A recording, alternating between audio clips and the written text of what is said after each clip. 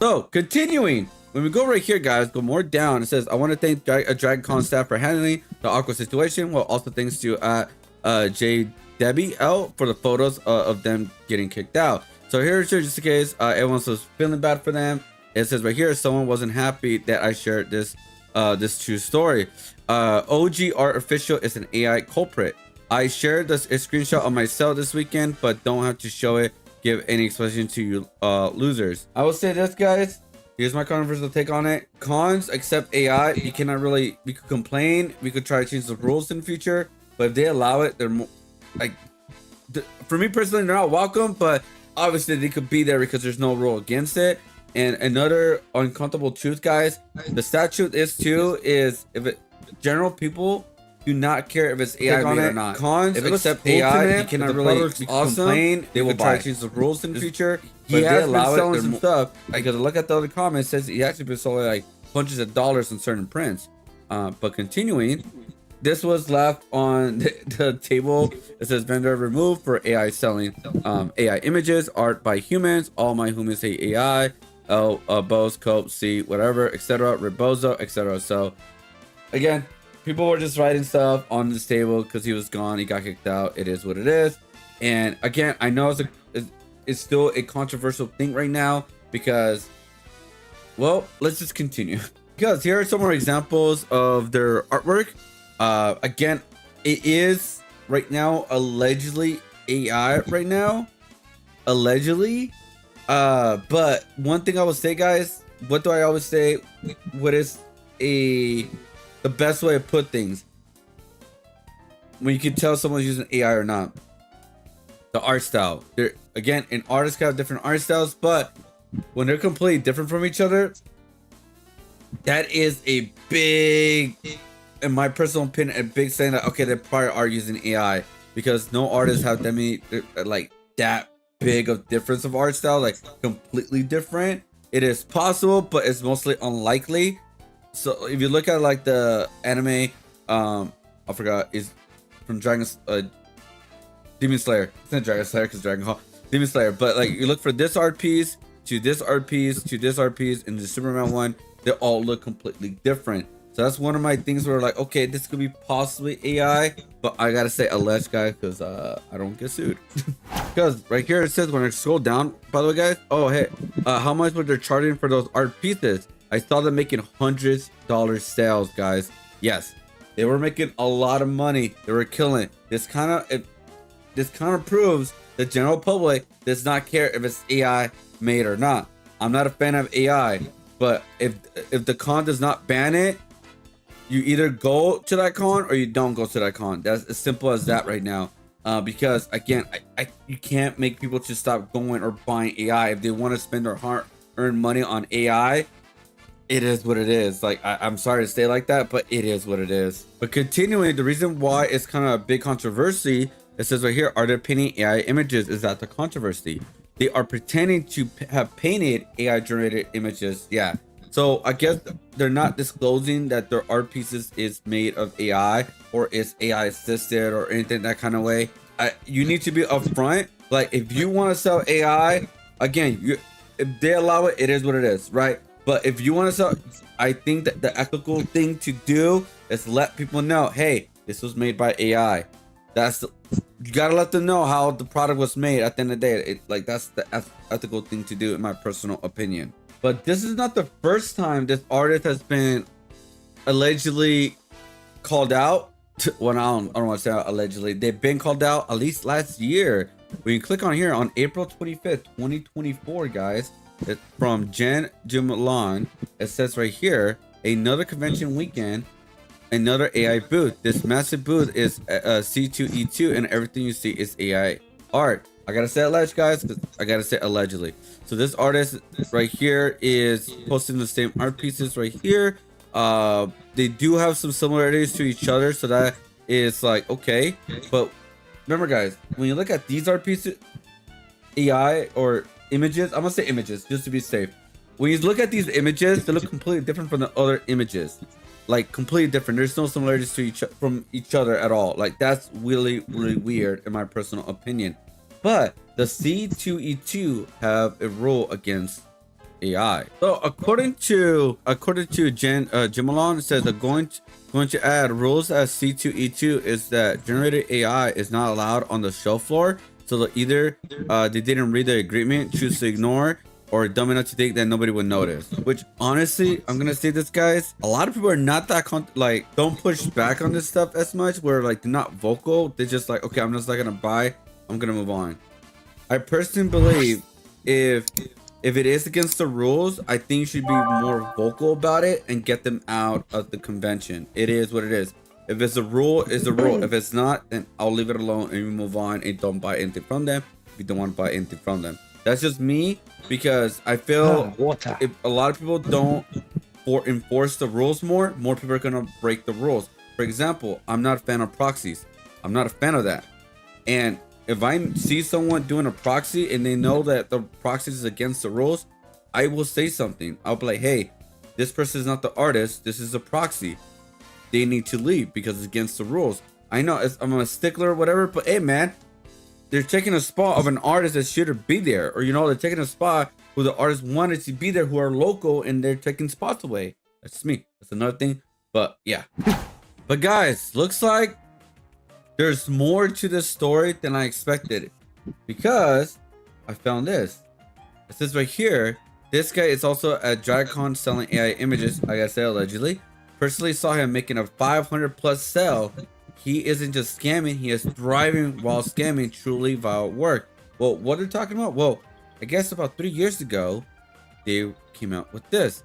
Hey, so this guy in Anime New York, just blatantly lied to me about not using Gen AI in his work. It then scanned my mom off of several $100s in prints.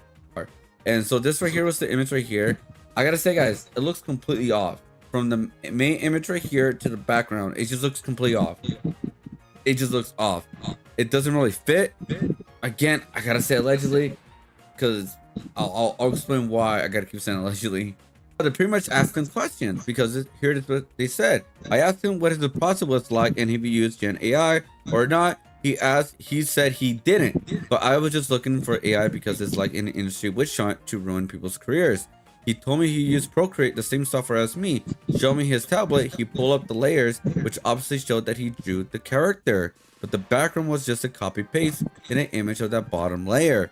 I didn't ask him if I could see the time-lapse replay, but he told me he didn't record one. I made over 700 illustrations, which is possible they didn't record or not. That's not the worst thing in the world. It's very possible. I told him this and offered to show him how to access them. He then got mad at me and told me to leave. I got into a bad fight with my mom about it after, since he tricked her into thinking his process was all his own and that he did not use Gen AI. Apparently, I'm the second person to bring this up, even though the con just started. Since Gen AI is strictly against the rules for vendors, shout out to Stacy for the help desk for being absolutely lovely. I am incredibly disappointed that someone working with such large and artistic talented company was stood up so low as finally lied to their customers, and I almost gaslit by him to thinking that I wasn't using AI. If you would have to told me I used generative AI in design of my backgrounds, but the character is mine, then I would have been fine, because that's the truth. But he didn't say that at all. Instead, finally lied to me and my mom. So I struggled with service anxiety, so the entire interaction left a sour taste in my mouth. I urge Disney and any other people to look into similar experiences to help make noise about this. Because again, if you're upfront with it, I think you won't be called out for, like, they're gonna be artists to be against AI right away. Like, I get that part. But if you're upfront with your customers, I think it would not be the worst thing in the world, because at least they know, and it's more the ethical thing. And I think it's also against the rules, and also I think it's illegal to do that. Well, it looks like I'm wrong right now, because legally there isn't currently a federal law in the United States that explicitly requires you to label your artwork as being created by AI, only at certain places nowadays. But that's not the law. It's just certain conventions, etc. So pretty much break it down. They were kicked out of DragCon. As of right now, there's no actual rule. They don't allow AI, but I guess they are, because they end up kicking them out. But it could also be because 25% more was fan art. Then they only allowed 25% of your display to be fan art. So that could be a reason why they were kicked out. I'm just saying. I saw the rules. They didn't say anything about that. But there could be a different set of rules when you get the contract or something like that. But I did found their Instagram, guys, is right now private. Again, don't send hate. Don't send hate. Oh my god. Do not send hate. That sounded really bad for it because I muttered my words. Do not send hate. I just want to let you guys know that it's private right now. But when you look at their website, yes, they have a website. So here it is, the website right here, and they have originals they're selling for a lot of money. A lot of money. About $2,800. Looks like they're doing pretty well. I mean, if it's true, they're selling a lot of money, because look, there are certain famous people on here, like, you know, Tony Hawk. We got the guy who played Darth Vader. I'm so sorry, I got the name wrong. Anakin Skywalker. But yeah, they are like, they have sold to like famous people in the past, and their prices are ridiculous, man. They have very big confidence within their prices, because with acrylics plus paper prints, they're about $189. That's how much they sell their prints. And I'm like, whoa, that is crazy. Because the weird thing is, like I said before, there's no consistency with their art style. Because look at this one right here, the vintage Japanese art style with Trooper. Here it is right here. Look at the artwork right here, guys. Just look at it, right? And then look at something of another full body. It is different. When you look at the line work, this is like a more like the, what do you call it? Like 2D, you know, cel shading kind of thing.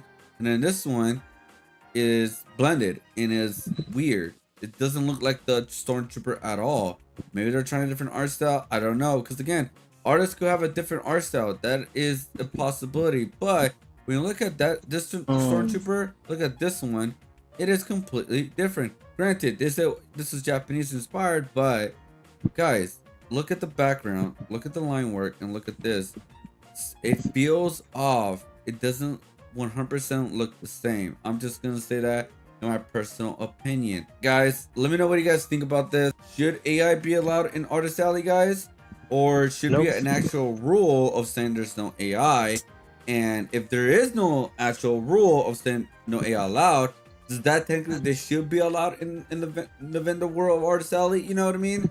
Because like I said before, guys, the world's cruel, but I gotta say this again, just to make it very clear, the general public does not really care if it's AI made or not. They only care if the product is cool, they will buy.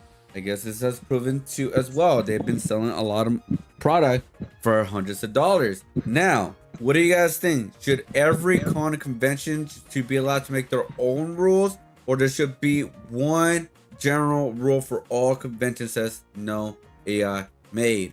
Let me know what you guys think about this, comment below. Again, this has been a big battle right now between artists and AI people, because like I said, they're growing. There are more people coming up in the vendor world with AI.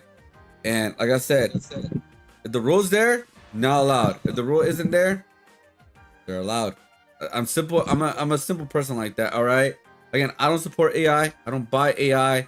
Like, I'm not gonna use AI in the art world like that. I'm not gonna do that personally. But damn, dude, it is what it is, you know. But yeah, let me know what you guys think. I hope you guys hit the like, subscribe. I'll see you guys on the next video. Woo! Peace.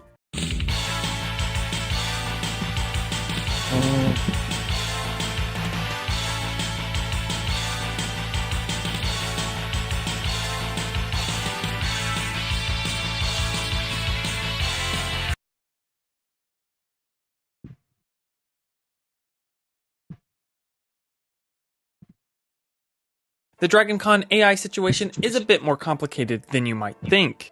You might have seen videos of this guy getting escorted by police out of the DragonCon Pop Artist Alley. But quote-unquote Disney artist James C. Mulligan also is receiving a lot of backlash for some of his questionable artwork that was displayed at the show, among other things. Remember that everything in this video is publicly available information, but for legal reasons, we will say that this is all allegedly. That being said, do not message or send hate to anybody involved in this story. I typically try to avoid covering controversies like this on this channel, but when it's part of your own community, I find it a bit hard to ignore. I was actually at DragonCon during all of this doing a review of the event, but that video will have to come later as this situation kind of has overshadowed everything else. DragonCon is typically one of my favorite events of the year. However, they definitely had an AI issue this year, as there was multiple vendors trying to get away with selling AI material. and passing it off as genuine artwork. Regardless of how you feel about generative AI,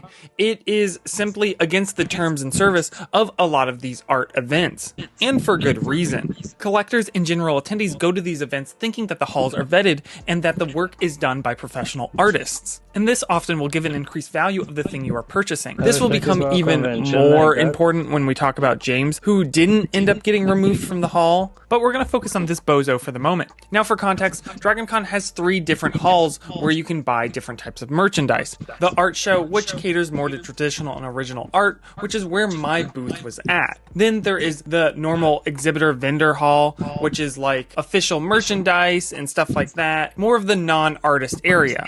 And then there is the Pop Artist Alley, which is more of a traditional artist alley setup, which caters to like comic books and pop art, where this situation takes place. DragonCon is a very large event that takes place over 4 days on Labor Day weekend every year, from Friday to Monday. I'm going to break down the timeline of events because I think it's important for the context here, but there's a lot of conflicting information going around, and although I was at the event, I was not in the room that this took place the entire time. From the staff and artists that I talked to, including my own personal experience at the event, I'm not sure when attendees and artists started noticing that something wasn't quite on the up and up with this booth, but from what I was told by staff, they were notified on Saturday evening towards the end of the day, right before the hall was about to close, and confronted those in question. Now, if you look at the floor plan for the Pop Artist Alley, the artist that is listed goes by the name Oriana. Now, looking at this booth, Oriana is nowhere to be found. As this was all taking place, people were able to notice on their story in their Instagram that they were in Europe and not present at the event. They did, however, private their account after this event. Not physically being present at the event goes against DragonCon's terms and service as an artist.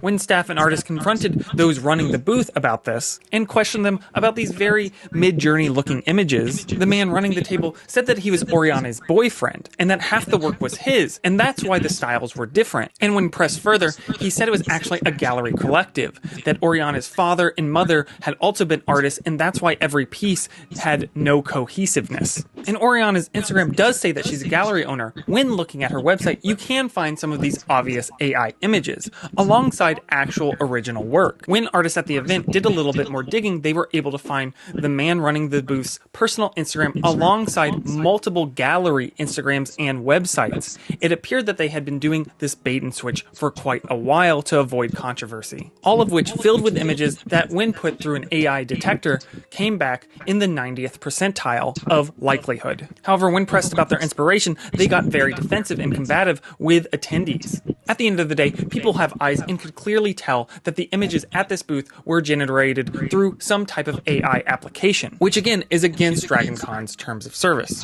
When the staff confronted the people at Oriana's booth, they denied it and produced a quote-unquote process video. A very questionable process video. A process video with lots of jump cuts that doesn't actually show any processes, just still images. You just go from this to this. That's how art is made, clearly. One that non-artists might not catch right away, but one that anybody who has actually drawn anything would understand that this doesn't prove anything, considering some AI models have been designed to mimic process videos, but they're pretty nonsensical, like this one. If my work was ever in question, I wouldn't be giving you a video with jump cuts to try to prove my innocence. As AI has not been an issue in years past at DragonCon, I think the staff were learning in real time how to handle a situation like this. I think it took some time for them to come to the conclusion that this video was fake and that these artists were in fact not legitimate. The staff took the artists' complaints very seriously, but I think they wanted absolute proof before removing somebody from the hall, which makes absolute sense as real artists have been accused of AI work before, which is devastating. So I want to commend the staff on doing their due diligence to remove these people from the hall. On Sunday, we were informed that they were receiving a lifetime ban, and then first thing Monday morning, they were removed by either police or security and forced to leave the hall. However, it doesn't fix the real damage that has been done, as a real artist could have been in that spot. I'm also sure that they made a lot of money and misled a lot of buyers. Buying something under false pretenses and being misled that something is genuine when it is plagiarized AI slop sounds like fraud to me, allegedly, in my opinion. So if you were one of these people who were tricked and scammed by these people, I encourage you to call your bank and figure out your options. Especially considering when people confronted Oriana in the DMs, she was bragging about how much money she had scammed out of people from DragonCon. What a lovely family business. Staff also informed us that the reason Oriana was able to jury into the show is that she showed original real artwork in her portfolio. Work that was completely different from what they had at their booth. So even if it was some weird situation where a different artist showed up and was selling different work, they misrepresented themselves in the application process, regardless of AI or not, which at most artist alleys is grounds alone for removal. Obviously, every venue has its own terms of service that vary, but this is a pretty common clause. I think this type of situation, unfortunately, is going to grow, and showrunners and conventions need to be aware of this and be prepared on how to handle it when it arises. We can already see certain people trying to take advantage of the system quite aggressively. Obviously, checking portfolios for a juried show is pretty standard, but doing a walk around at the beginning of the show to make sure everybody is on the up and up is going to be more important than ever. And this leads us into the James C. Mulligan issue, who for all intents and purposes looks like a well-established artist on the surface, and perhaps at one point was, but it's clear they're willing to make some very sketchy decisions to pull profits. Looking at some of James' work, you will see that the base of his pieces looks legitimate, but then the rest of it is clearly fed through an AI generator to give it its finishing touches. And James has been in this space for a really long time, and I think that's one of the reasons he's been getting away with it so long, is that he has official Disney work out through Lorcana. It looks to me he likes to avoid putting in any real work to his backgrounds. So on the surface level, it's not as clear-cut to a showrunner to just kick out somebody like James.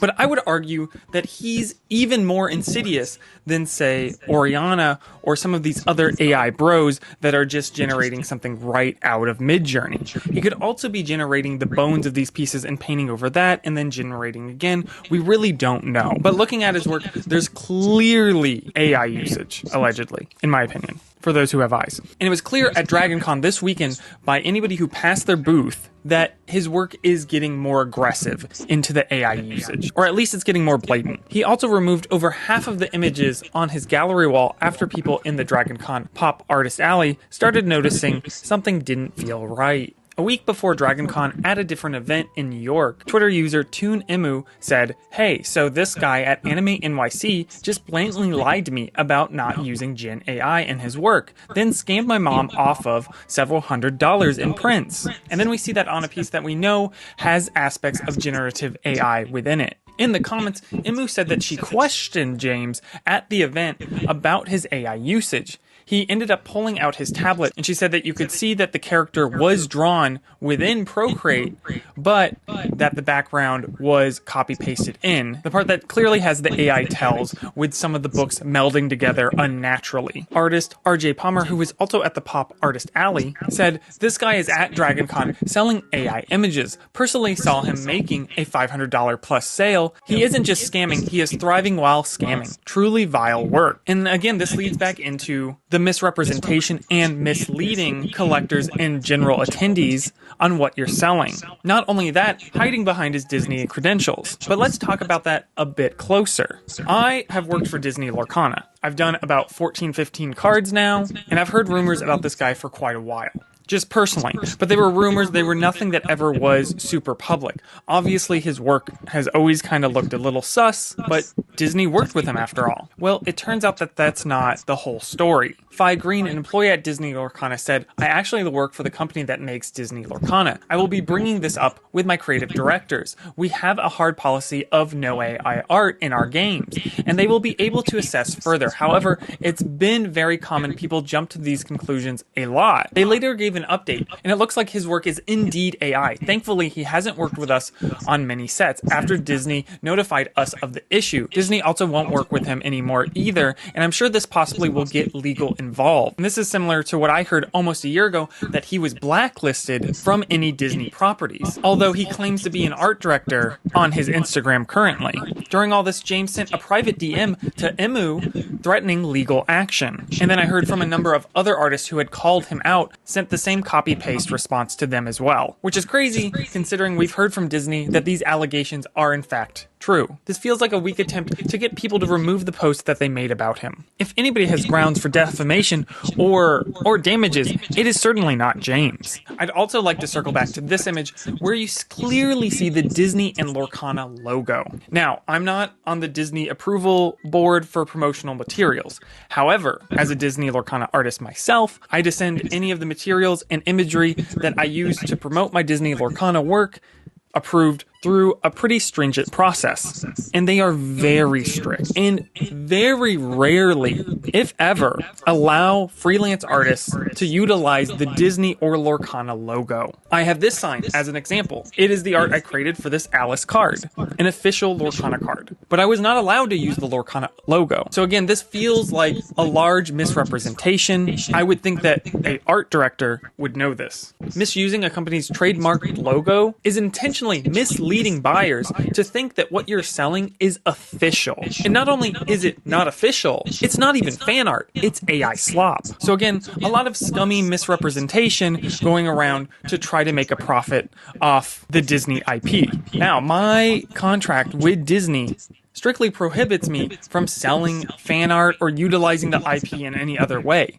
The only thing that I am physically allowed to charge money for is signatures or sketches on the physical cards. Just doing card art isn't lucrative enough to make a living off of, so is a very important way that Disney Lorcana artists managed to make a living. If we look back at Twitter, Kendall Hall, a very prominent Lorcana artist who has had cards at the very launch of the game, replies, "This guy is a flat-out thief, aside from the AI use. He only has 3 cards illustrated done for Lorcana, but consistently paints over other artists' cards and their names to take credit for them, then sells it for $300 plus.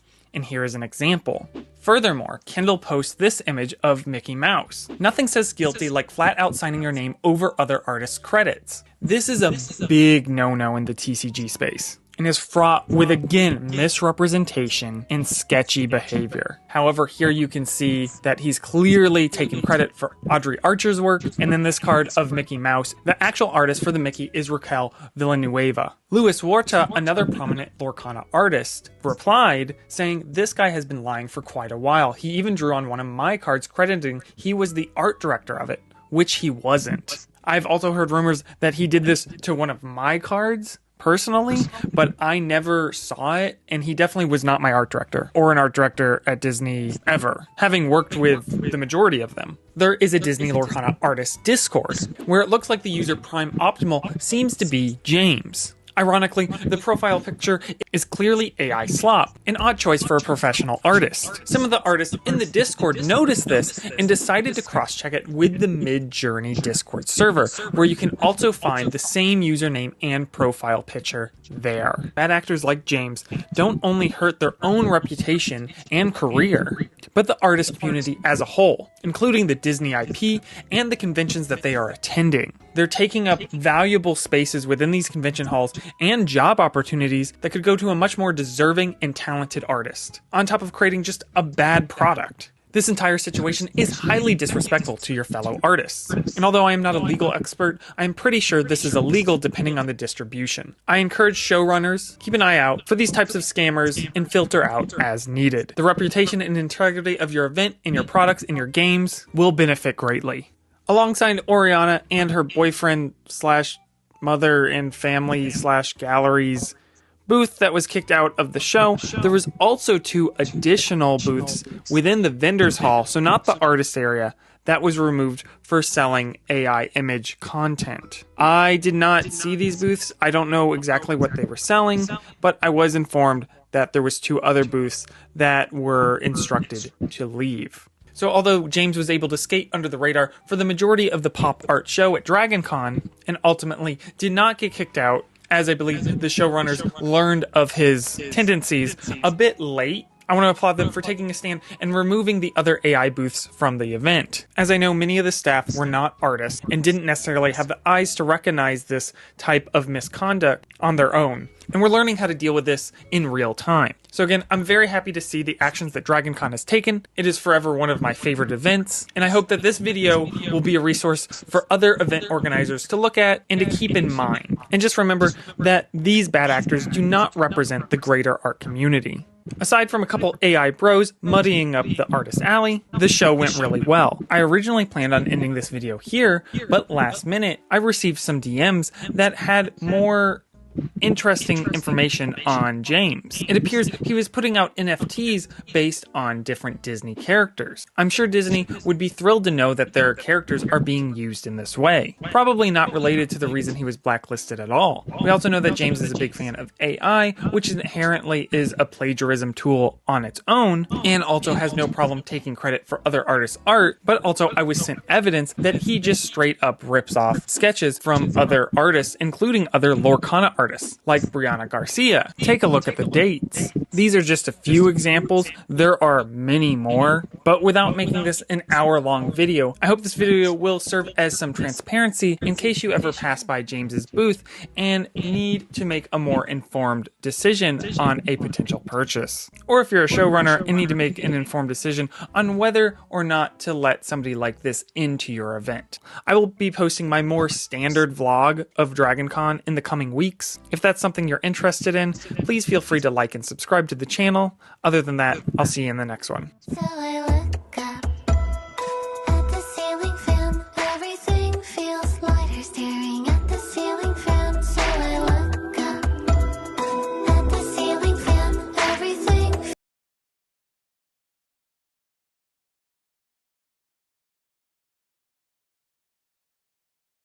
Well, it will seem the tables have finally started turning against AI artists and other so-called artists parading fake art on the internet. And while it's not looking good at all for the likes of them, it's a perfect sign for a bright future for every real artist. So for those of you who don't know, because well, this happened fairly recently, a person who claimed to be an artist attended a convention and started selling what will seem to be AI generated art almost across their entire catalog. But while people started coming to take a look at the pretentious art they had on display at their stand, they immediately noticed something seemed off about every single drawing the quote-unquote artist had on display. Oriana Guerres, who goes by Ogart Official on Instagram and other social media platforms, is an artist and gallery owner with a decent sized following of over 10,000 on Instagram, where they have been sharing their art to their audience before this incident happened. As you would expect, their account is now private after this situation went viral and people started tracing them back to their social media accounts. So now there's no way for us to see what the quote-unquote artist was posting or if they even had anything to say about the situation. But you can still find some of their work on their website and all across the internet and every other platform. Now, according to some sources on the internet, OG Art had purchased a booth at the recent DragonCon multi-genre convention that was held through August 28th to the 1st of September. According to sources, Ogart's booth was filled with drawings, paintings, and images that looked heavily inspired by and or created using generative artificial intelligence. OG Arts themselves were not present to discuss with other artists at their booth, but they had someone there to curate their work and handle the sales and everything else regarding the booth. According to people who attended the event,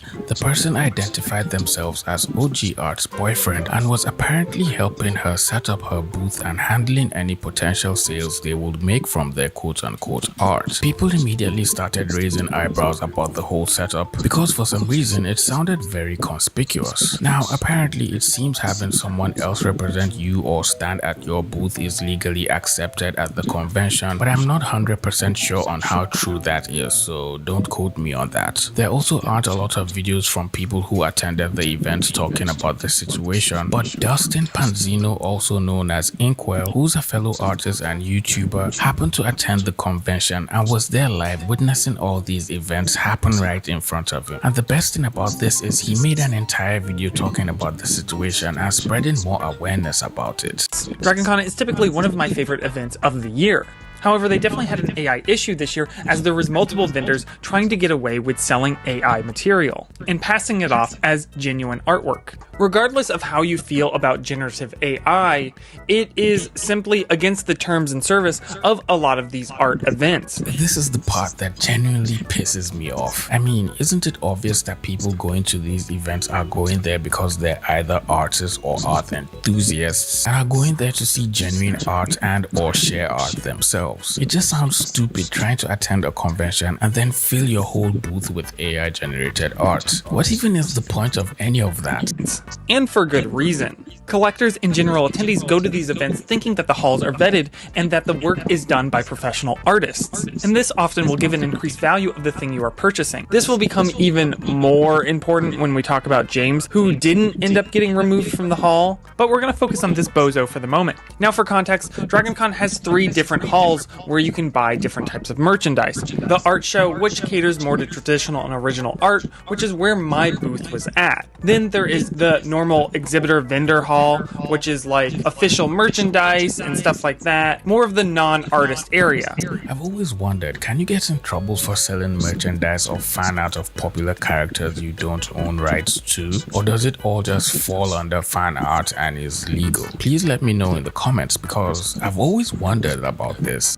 And then there is the Pop Artist Alley, which is more of a traditional artist alley setup, which caters to like comic books and pop art, where this situation takes place. DragonCon is a very large event that takes place over 4 days on Labor Day weekend every year, from Friday to Monday.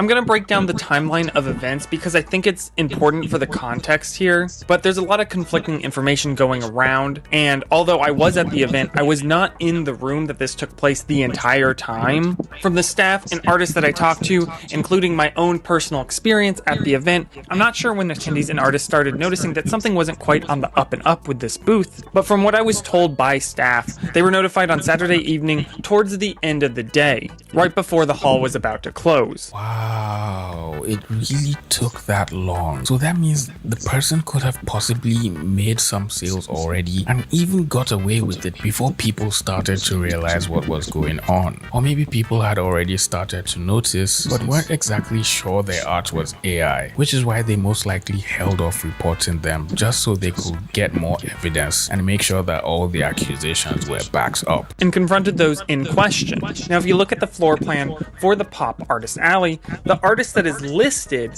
goes by the name Oriana. Now, looking at this booth, Oriana is nowhere to be found. As this was all taking place, people were able to notice on their story in their Instagram that they were in Europe and not present at the event. I don't know if it's just me, but something about that Batman painting in the background just screams AI. I'm not sure what it is exactly, but it just looks like an AI generated image, especially because out of almost all the other drawings in the booth, it just sticks out like a sore thumb. The art style seems to be way different compared to the rest, and judging from the art I saw on her websites, this looks quite different from all the art she has there. But I don't know. Maybe I'm just being too nitpicky. They did, however, private their account after this event. Not physically being present at the event goes against DragonCon's terms and service as an artist. Oh, now that makes sense. I mean, being present as the artist would obviously be much preferred and appreciated from people who have known you from the internet and recognize your face. Good thing to note. When staff and artists confronted those running the booth about this and questioned them about these very mid-journey looking images, the man running the table said that he was Oriana's boyfriend and that half the work was his, and that's why the styles were different. What? This is just getting better and better by the minute. So the drawings that look different are his? That much we can understand. So allegedly, he's the one making all the AI art and trying to sell it by mixing it in with actual artist work. Is Oriana even aware of this? Does she know her boyfriend is trying to use her art to market AI generated images? And if she knows about this, how is she cool with it and condones the use of AI to make art and even selling it alongside her own art since she's an actual artist? These questions desperately need answering. And when pressed further, he said it was actually a gallery collective, that Oriana's father and mother had also been artists, and that's why every piece had no cohesiveness. Not to be disrespectful, but I'm calling bluff for this one. I mean, not saying it can't be true or anything like that, but the way everything just lines up conveniently sounds a little too good to be true. It sounds like making up reasons so you can find a way to slip in fake art without people just questioning what you're doing and avoiding all suspicion because, well, all the drawings are not made by the same person, so obviously you can't expect them to all look similar. Duh. And Oriana's Instagram does say that she's a gallery owner. When looking at her website, you can find some of these obvious AI images, alongside actual original work. Now, this is funny because when I went through her website, I didn't find this particular image, and most of the drawings I saw all seemed to look like genuine drawings that could have been made by Oriana herself. The paintings had some human mistakes, or what could be called quirks, that you can find in regular human art, and for the most part felt really normal to me and could pass as genuine art made by a human. Now, I could be wrong, but I'm just trying to give Oriana the benefit of doubt here by saying these drawings could have been made by her actually. When artists at the event did a little bit more digging, they were able to find the man running the booth's personal Instagram alongside multiple gallery Instagrams and websites. It appeared that they had been doing this bait and switch for quite a while to avoid controversy.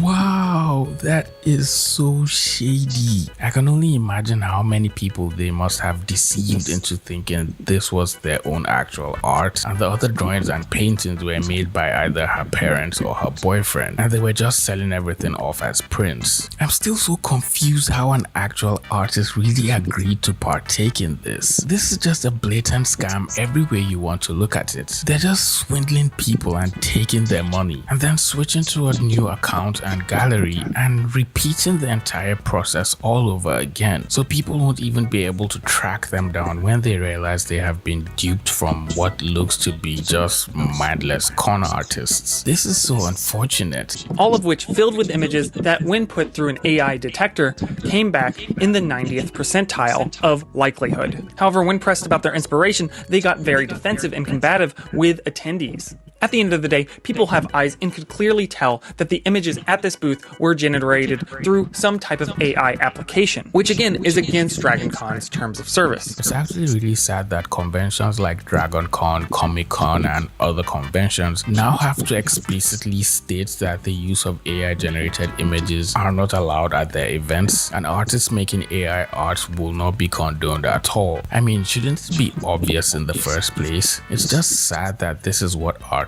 have to deal with. When the staff confronted the people at Oriana's booth, they denied it and produced a quote-unquote process video. A very questionable process video. A process video with lots of jump cuts that doesn't actually show any processes, just still images. You just go from this to this. That's how art is made, clearly. Bro, what even is this process video? It just looks like different parts of the painting are randomly appearing on the image out of nowhere. Some parts of the process video do look like actual steps in painting because they're not jumping from drawing to final colors. But in between, it just looks as if some parts of the drawing definitely had some AI assistance in some way or another. One that non-artists might not catch right away, but one that anybody who has actually drawn anything would understand that this doesn't prove anything, considering some AI models have been designed to mimic process videos, but they're pretty nonsensical, like this one. If my work was ever in question, I wouldn't be giving you a video with jump cuts to try to prove my innocence. Exactly. Just sending a video of your painting process with a lot of jump cuts literally screams fake and raises more suspicion. If you want to indeed prove your innocence, just make a video going through the PSD file in your drawing program. That seems to make more sense to me, because that way you can cycle through all the layers showing how you started from the sketch all the way to the final image. And even if you merged all the layers or made a few changes on just one single layer, people will still be able to tell if the image is AI or an AI overpaint instead of an actual drawing. It's so annoying how artists now have to prove themselves as actual artists with this whole AI situation. I even had to make an entire video proving to people that were accusing me of using AI to make my drawings that I was actually drawing them. And I literally make videos like this talking against AI, so you can see how bad it's gotten. As AI has not been an issue in years past at DragonCon, I think the staff were learning in real time how to handle a situation like this. I think it took some time for them to come to the conclusion that this video was fake and that these artists were in fact not legitimate. The staff took the artists' complaints very seriously, but I think they wanted absolute proof before removing somebody from the hall, which makes absolute sense as real artists have been accused of AI work before, which is devastating. So I want to commend the staff on doing their due diligence to remove these people from the hall. This is what I thought as well. A lot of artists have been accused of using AI, and since this is a more serious event and not just a Twitter post, the staff definitely had to take their time to make sure that indeed this person was using AI to make their art. There was a whole situation a couple of weeks back where someone was accused of using AI to make art, and that was for Clip Studio Paint's official art contest. And the shocking part about it is the person who was accused actually came out in second place, winning $500 and almost beating first place to win the entire competition. People had to call the judges of the competition out on Instagram, telling them the image in second place looked like AI before they could even realize that they had almost been bamboozled. So it's getting harder and harder for judges, staff and other officials to just detect AI images, especially when they have to go through a ton of images before they can make a decision. But one thing I'm glad about is now they're paying more attention to the community to help them out in situations like this so they can make the proper right decisions. On Sunday, we were informed that they were receiving a lifetime ban, and then first thing Monday morning, they were removed by either police or security and forced to leave the hall. However, it doesn't fix the real damage that has been done, as a real artist could have been in that spot. I'm also sure that they made a lot of money and misled a lot of buyers. Buying something under false pretenses and being misled that something is genuine when it is plagiarized AI slop sounds like fraud to me. Allegedly. To be honest, this is the part that pisses me off the most, but it also is probably necessary so they wouldn't have made wrongful accusations. The fake artists had probably made money just deceiving as many people as they could have before they were eventually kicked out. That's assuming they made any sales, which is most likely since it's a huge convention filled with a ton of people. Sad that this had to happen, but at least we can be glad that they eventually got caught. In my opinion. So if you were one of these people who were tricked and scammed by these people, I encourage you to call your bank and figure out your options. Especially considering when people confronted Oriana in the DMs, she was bragging about how much money she had scammed out of people from DragonCon. What a lovely family business. What? Oh well, there goes my benefit of doubt, I guess. I mean,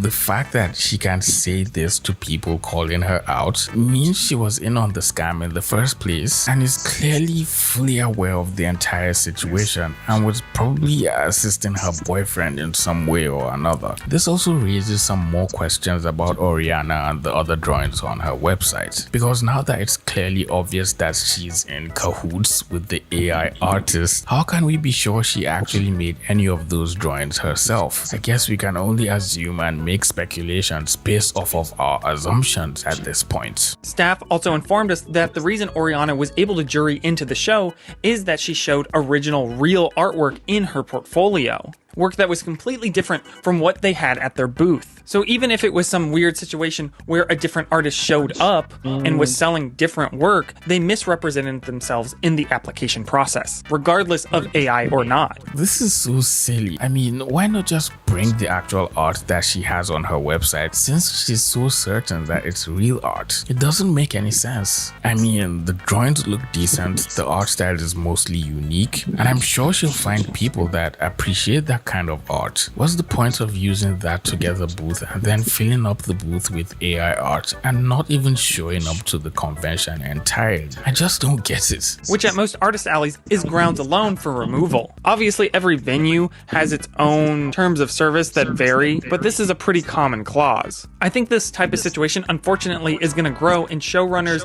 and conventions need to be aware of this and be prepared on how to handle it when it arises. We can already see certain people trying to take advantage of the system quite aggressively. Obviously, checking portfolios for a juried show is pretty standard, but doing a walk around at the beginning of the show to make sure everybody is on the up and up is going to be more important than ever. This whole situation pissed off a lot of people who attended the event, and they started leaving notes on the desk of the artists after they were removed from the convention, making fun of them for using AI and calling them out on it. Art conventions are a marketplace where genuine artists can earn income, mingle with fans, and build relationships. But when AI-generated art is brought in and gets passed off as original art, it directly undercuts the artists whose years of skill and effort justify their booth and prices. Many fans and art enthusiasts are literally not just paying for art, but for the connection with the artists, knowing there was intention, struggle, and technique behind every single stroke in the drawing. And owning one of their drawings is like having a piece of the artist wherever you go. Selling these fake AI-generated images obviously defeats the purpose entirely and ruins the experience for both the artists and the fans. I'm glad these conventions are coming together to ban people using AI art and then peddling it off as real art, and are taking preventive measures in curbing the use of AI in their spaces. It's also nice to see that people attending are finally waking up and being much more expressive, showing their disdain for fake art and the use of AI-generated images. I think if each and every convention is proactive and strict with their rules against AI art,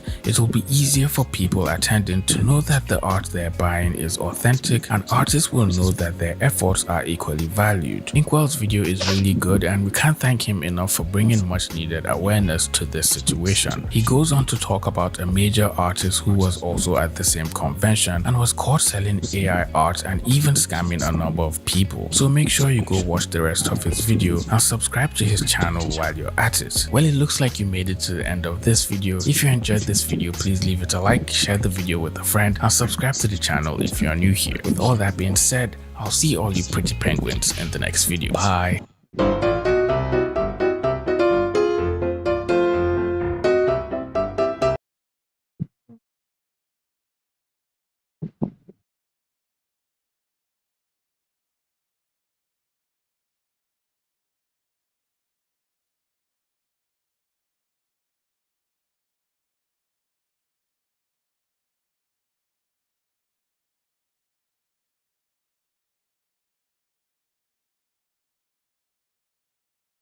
Its artists' favorite technique for bringing their drawings to life. Do you want to know what cell shading is and why it's artists' favorite technique for bringing their drawings to life? In this video, you'll learn step by step how to color your art using cell shading in an easy, fast, and hassle-free way. So stay until the end, because I promise that if you finish the entire tutorial, your drawings will improve tremendously. Before we start coloring, we need a very clear base, and for that, you can either grab a clean sketch or even a well-structured liner. In my case, I'm going to use the one we made in the video on how to draw a liner, which, by the way, if you haven't seen it, I'll leave it up here because I've reached this point and we're starting with the first question. Alex, is it essential to use lines to do cell shading? Well, yes and no. It all depends on the style you're looking for. Cell shading, as you may know, is a technique where shadows and lights are simplified to the maximum to create volume without the need for gradients or complex blends. It's clean, fast, and visually very powerful. And although we use it a lot in digital art today, it became very popular thanks to anime and games like The Legend of Zelda Wind Waker. In anime, since it's 2D, lines are usually used to mark shapes and silhouettes. Whereas in 3D video games, lines aren't always necessary because the modeling itself gives volume. So what are we doing here? Well, since our drawing is really 2D art, we're going to use lines, but we're not going to leave them as is. Later on, I'll show you a trick to make it fit perfectly with the cell shading style we're looking for. But first, we have to prepare the silhouette well, and here many people paint it by hand, which is fine. But if you want to save even more time and also want it to be much more perfect, first select the magic wand tool. Now click on all the empty spaces outside the character, and when you have it, go to Selection, Modify, Expand, and here, set it to between 2 and 3 pixels in the drop-down window. And once this is done, go back to the Selection tab, hit Invert, paint the selection with any color using the paint bucket, and voila!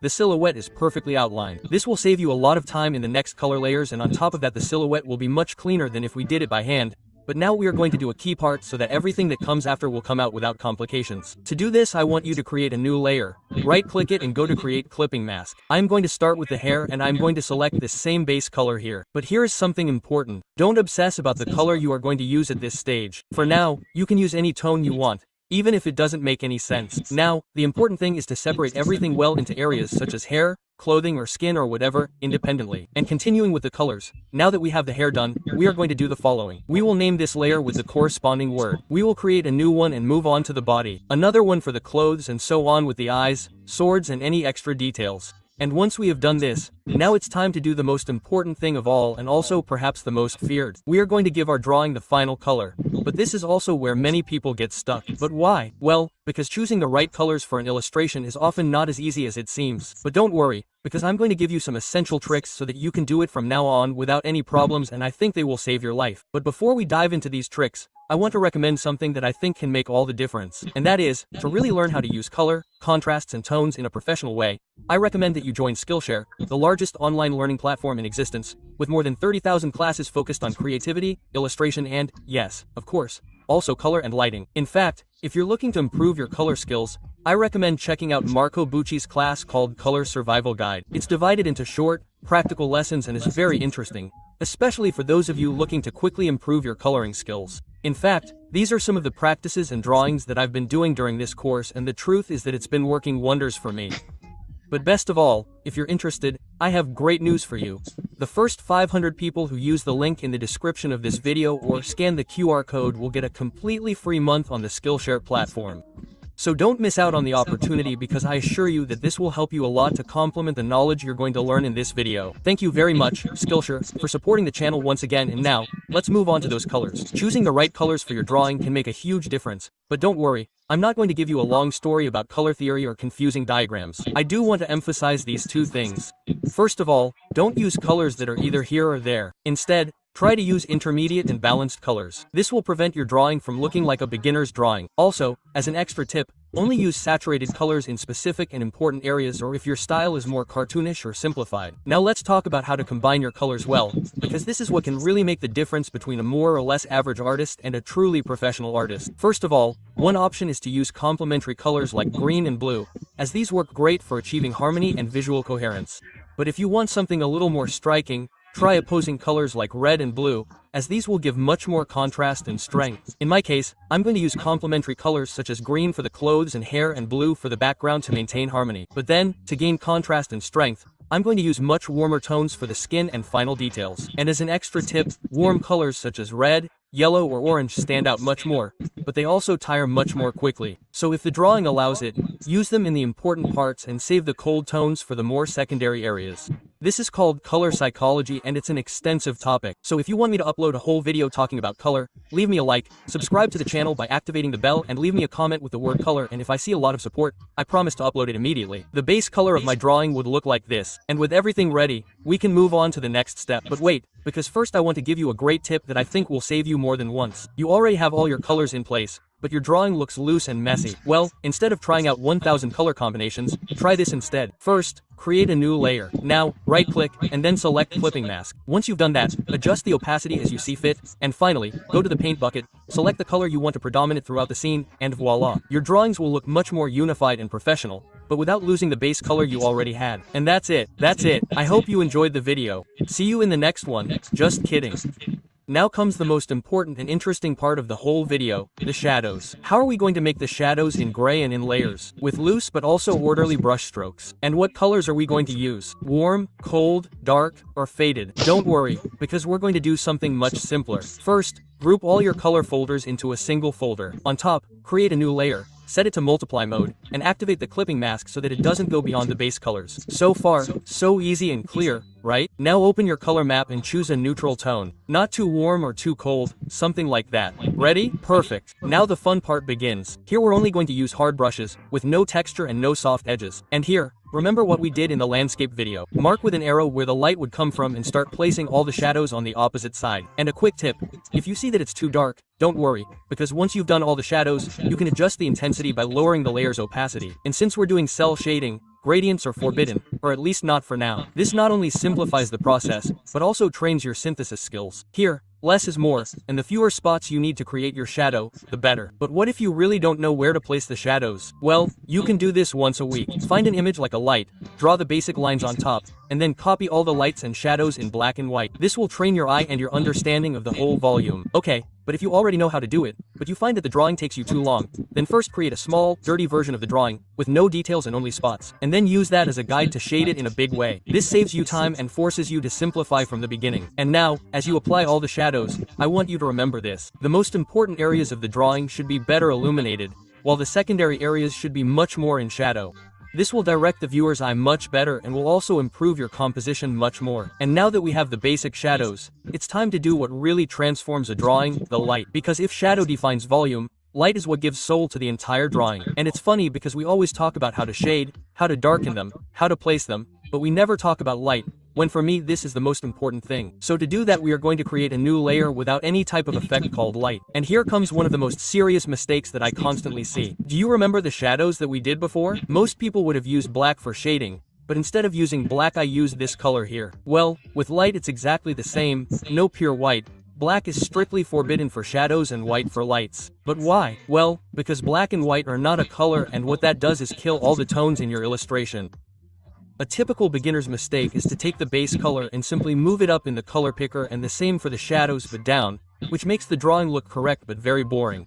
So to avoid this, what you have to do is the following. Take your base color, increase the brightness a little bit, and now subtly shift the color to another tone. This way, you not only get much more interesting lights, but we are also adding some color nuances that make your illustration much more interesting. In fact, so you can see it clearly, here is a sphere illuminated with the correct method, and here is another one with the typical beginner's method. It is very subtle, but believe me, the difference between the two is huge. And with that said, now, just like we did with the shadows, we are going to illuminate the entire character with a hard brush, following the direction of light that we marked before. And if you have done it well, your drawing should now look something like this. But wait a moment, because we are not going to leave the line as is, right? Well, obviously not. Create a new layer. Link the Linart and paint it the same color as the closest shadow. Then lower the opacity so that it doesn't lose presence, but it's not as dark as it was at the beginning. And here the real magic begins, because for many people this would already be a finished drawing, but for me it's only 20% of the work. In a more or less typical illustration, I usually dedicate 20% of the total time to the sketch, 10% to the line art, 5% to the base color, 15% to lights and shadows, and the remaining 50% to effects and final details. And here I'm not talking about those strange filters, but about those layers and effects that make your drawing gain quality without you realizing it. And one of those layers would be the reinforcement shadow. To do this, create a new layer called Shadow 2 in multiply mode, and then use it only in key points with less light, such as armpits, neck, or more hidden areas. And be careful not to overdo it.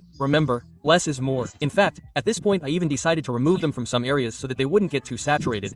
And I also took the opportunity to paint the blacks of the drawing to integrate them much better, as we did with the line. And with that said, we can also move on to the next one, which would be the intermediate light. In real life, when light hits an object, this warm intermediate color appears. And yes, I also want us to take advantage of this. In another layer, paint this warm tone on top of the lights, but only in the skin area. This will give much more brightness and intensity to our entire character.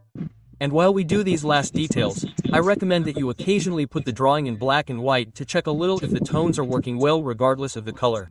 And now the character as we have it looks incredible, but it is true that it looks like a sticker on top of a blue rectangle. So to integrate it with a soft brush, I want you to paint the edges of the character with the same color as the background, creating a soft glow that you can then adjust with the intensity of the layer. Then add small touches of red to the face, knuckles, and shoulders to give it variation and contrast. And if you want, at this point you can start adding the finishing touches and sparkles to the accessories, like the earrings in this case. And for those of us who like to create backgrounds, I recommend that you pay special attention to what I'm going to discuss now. If you're not going to create an elaborate background, I recommend that you increase the intensity of the blue so that it contrasts much better with the canvas. And apart from this, I also want you to add some clouds without shadows so that they don't steal the spotlight from our character. Sometimes you don't need to create a great landscape, you just need to create something that complements our entire composition well. And now, to finish everything off with a flourish, all that's left is to use the famous rim light or secondary light that you can create simply by using the background color, lowering the opacity, and applying it to the opposite side of the main light. This will give volume and make your character really blend in with the background and the atmosphere of the entire scene.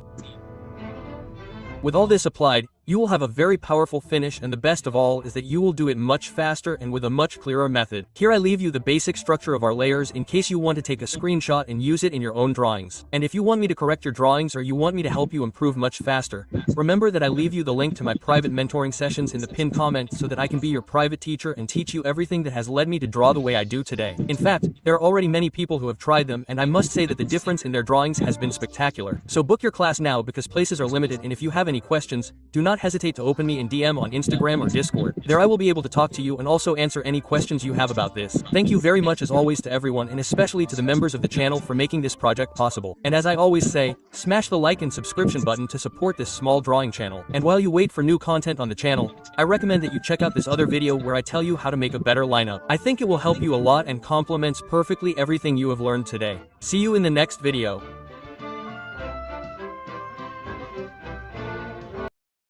Why does my liner look 1,000 times worse than my sketch? And what can I do to make it look better? If this happens to you, you're not alone. I've also been frustrated and didn't understand what I was doing wrong. But over time, I learned tricks and techniques that completely transformed the liner in my drawings. And everything that took me so long to learn, today I'll summarize here in a few minutes so that you too can improve your liner without wasting as much time as I did back then. Let's imagine the situation. You have a blank canvas, you draw a sketch that you love, you're proud of it and you think, now, let's polish it up. You grab a brush, start to ink it carefully, but when you remove the sketch layer and see only the liner, you want to grab the program, close it and start crying. Why does this happen? Well, mainly for these two reasons. The first is that you may be using the wrong brush. Please avoid using the default brush in your drawing program. That stroke is usually too sharp, rigid and soulless, and the result is a flat liner that doesn't convey anything at all. Instead, apply it with a textured brush, one that you feel comfortable with and, above all, that suits your style. You can get one from an artist that you like or even create your own. For example, I use custom brushes like these and believe me, the difference is incredible. If you want me to share the brush that I'm going to use in this video, leave me a like and above all, write the word line art in the comments. If I see a lot of support, I'll be happy to share it with you. You're probably wondering the same thing I asked myself back then. And if I already have a brush that I really like, why does my line art still look terrible? Well, believe me, I also thought that with a nice brush all my problems with line art would be solved, but no. The real problem came from something I didn't even suspect, the sketch. This is one of the most common mistakes. You draw a liner over the sketch, everything seems to be going well, but when you remove the layer underneath, the line looks shabby and unreliable. This happens because you rely too much on the lines of the voiceover, and this could confuse you while you're inking. To fix this, do what comic book artists do.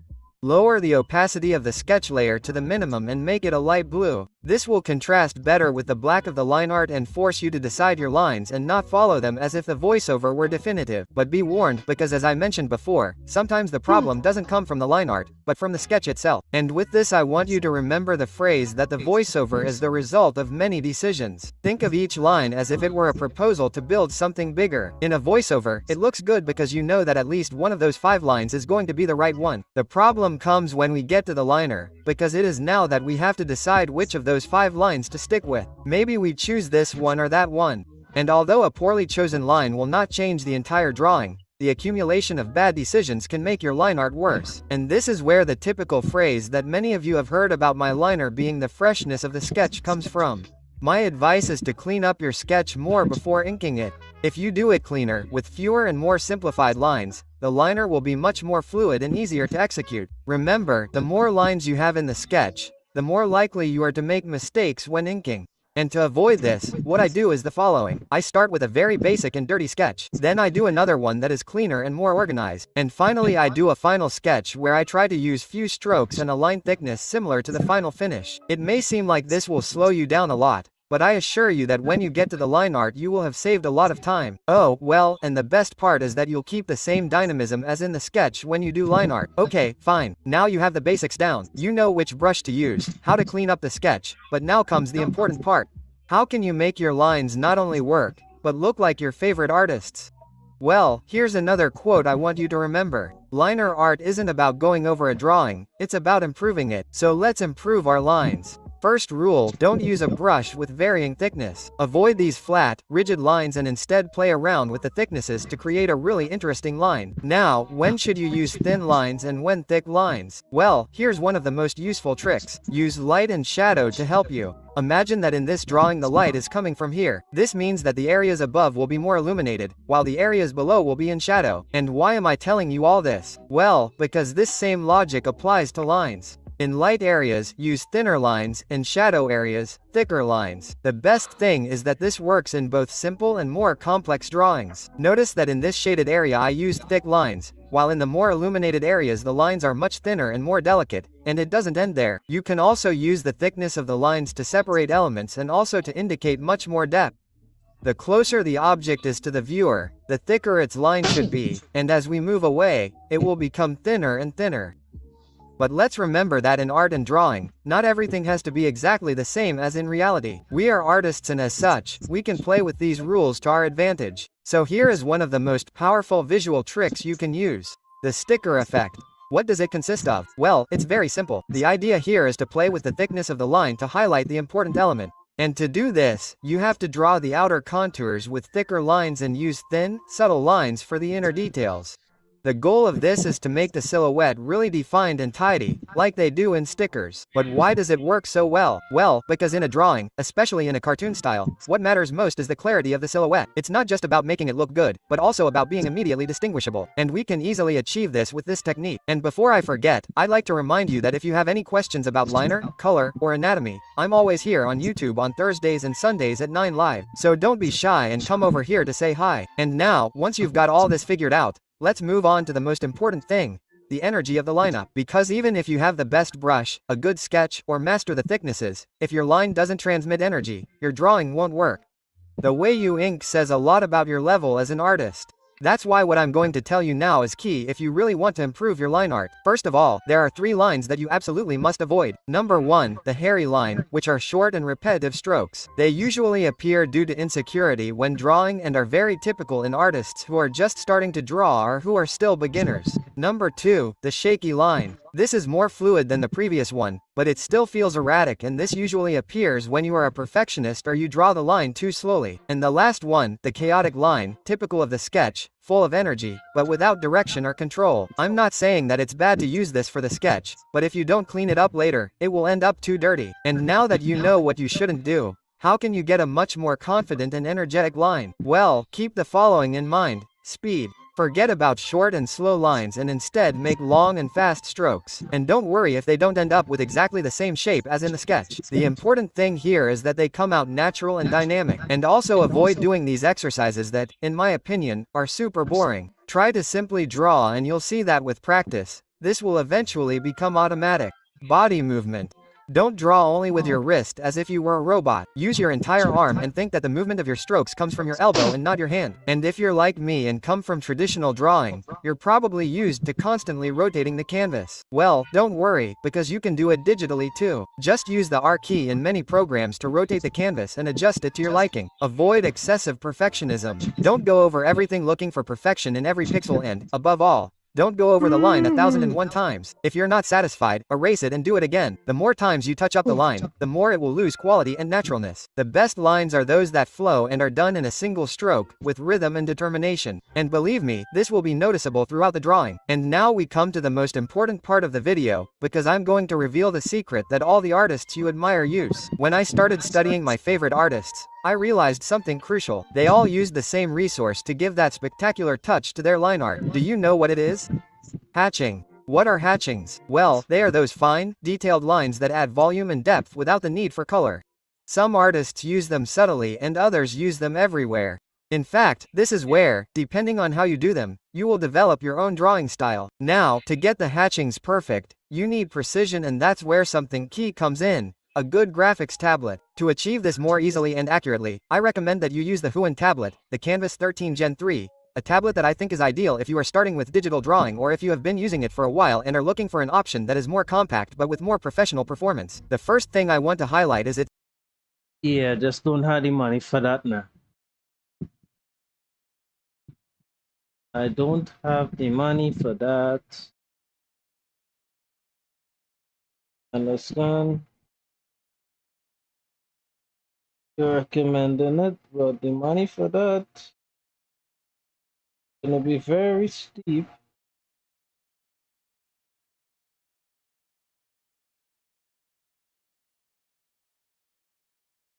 But I first have tried.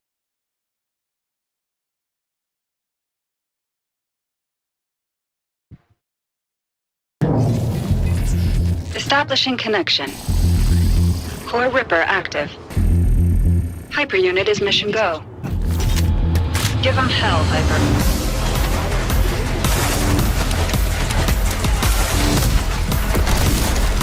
I think that's the simple industry.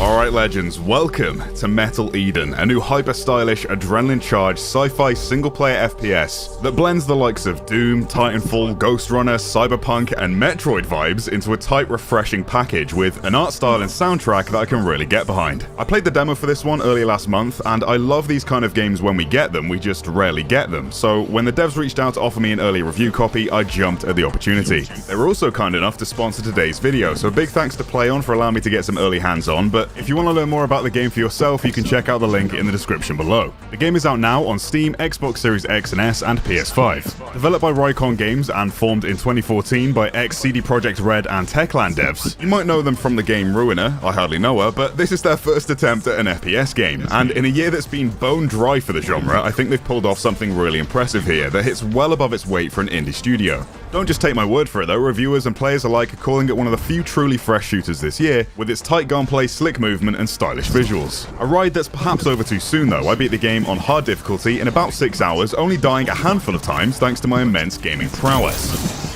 I could definitely see myself playing again on Brutal though, and I'd love to see them add some sort of endless firefight mode, but the short runtime doesn't take away from the quality of the experience, and it's better to have a tight focused shooter that doesn't overstay its welcome than one that's full of all the extra bloat and repeated levels to extend playtime like the genre is often known for. The big hook is the combat loop. You're moving fast, wall running, grappling, jetpacking, even rolling in ball mode, where you transform into a fast-moving metal orb and smash through enemies with homing missiles and electric blasts. It's a really fun mechanic, and I think even Samus would be proud.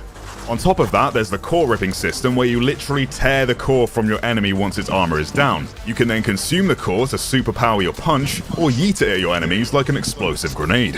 It's another simple mechanic, but keeps fights feeling dynamic and satisfying. Weapons and upgrades also feel impactful. You can actually branch them into different roles, so your SMG, for example, can evolve into something else entirely, like this sniper rifle upgrade. Add in bullet time slow-mo to help you surgically pick off foes, or just look cool doing it, and you're left with a fluid shooter that really scratches that fast and fun itch you're looking for. So then, my final verdict before we get into the gameplay. Metal Eden is a really fun experience all round. Its mechanics are smart and satisfying, and it's packed with action, but isn't the longest game you're going to play this year. In a drought of solo FPS experiences though, this one feels like a genuine standout from an indie team that isn't playing it safe. It's certainly got my fingers crossed for a sequel or some sort of expansion later down the line. The ending certainly alludes to that being a possibility. Alright, enough talk, let's dive in, shall we? Drop a like for the algorithm, subscribe for more, and I will catch you legends in the next one.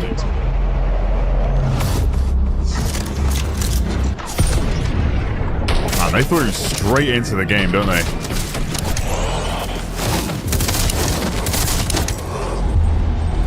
The Hertz SMG. Targets neutralized. I think it hurts. Warning. Core stream unstable. Core Ripper deactivated. Objective. Locate defunct hyper unit. Restore Core Ripper function. So this gun doesn't need to be reloaded. It just overheats. And you melt your suppressor. Alright, there's no going back now. Let's do this. Okay, so if I stagger the enemy, I can get health pickups like that. Now, look at you. What's up? Hyper Unit's first baby steps. Run, jump, finger on the trigger. Nice. The situation is suboptimal. You need to find a defunct Hyper Unit. Piece by piece, assemble yourself back together. Try to make this run worthwhile. Copy that, Nexus. Medkit here. Tap to refresh compass. And shift is my dash, because I'm always sprinting. ISF Arsenal Depot breached. POC weaponry unlocked. We got our first pickup. The U9 Supra. Hello, boys. Come to play. That thing hits like a truck. Whew. Just a flesh wound. What's this? Radio menu. Okay. And then I can press Q to swap on the fly. Alright. Man, I'm getting some serious Ghost in the Shell vibes. Hyper unit in range. It's me. This hyper unit was destroyed during the last run. Never a pleasant look, is it? A constant reminder of what we need to endure. Establishing connection. Core Ripper active. Hyper unit is mission go. Well done, Aska. Now you're complete. Warning. ISC units inbound. Bring these clowns to the ground. Unleash your hyperpower. Rip their cores out. You know you want to. With pleasure. Let's rip some cores. Leave a massive hole in your chest. Oh, 2 for the price of 1. So this resets my cooldown. So I can grab another core. Yeet. Very nice. Oh, it's off cooldown again. Yoink. Get up here, look. Oh, yeah. Oh, yeah. That is tasteful. Look at the reflections in this game, man. That is really nice. I love a wall run. Oh, I love a wall run. Really gets me going. Oh, 2 walls. Sport for choice. Goodbye. Time to ride the airlift. Here we go. I'm not going to lie to you. I despise delusive content above all. Survival rating dropped to 0.554%. As hard as I try I'll take those to odds. flex the muscles of my optimism, at this moment they feel a little bit atrophied. Throw you in the grinder. Throw you in the grinder. We're just killing like the grunt enemies right now. The fodder enemies, I guess you could call them. Oh yeah. Techno-hormone balance restores. Dopamine levels are nominal. Techno hormone balance. Interesting. Hello. Grab your core. What's this? Consuming a core activates Super Punch and restores your health. And breaks enemy armor. Oh yeah. Oh no. No secrets back here, are there? No. Keylog. I'm hacking into the mainframe. Access granted. I don't mean to discourage you. Uh-huh. You are determined to do your best. I am. So I suppose your best will have to suffice. Yeah. I suppose so. I guess he's referring to the fact that I'm a fresh android. Oh, that is satisfying. Stop dodging me. Area clear.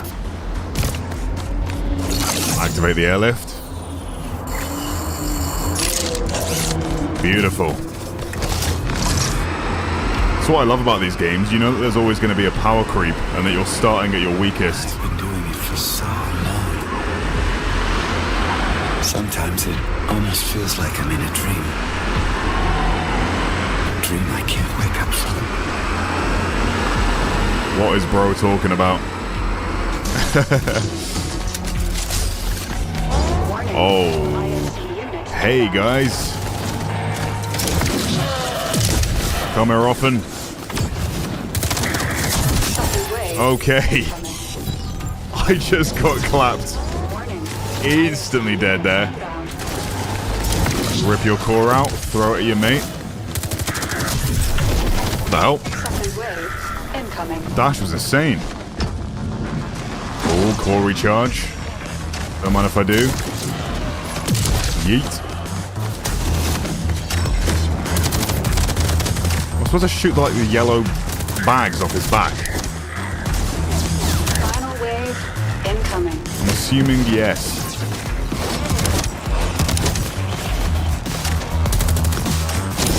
Oh, we're getting in a rhythm now. Missed. Okay, he's got armor. I need your core.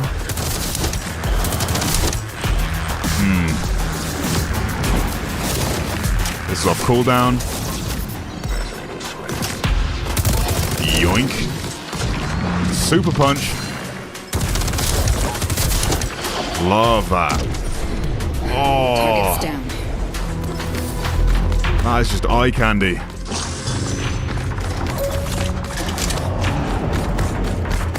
This art style is so good.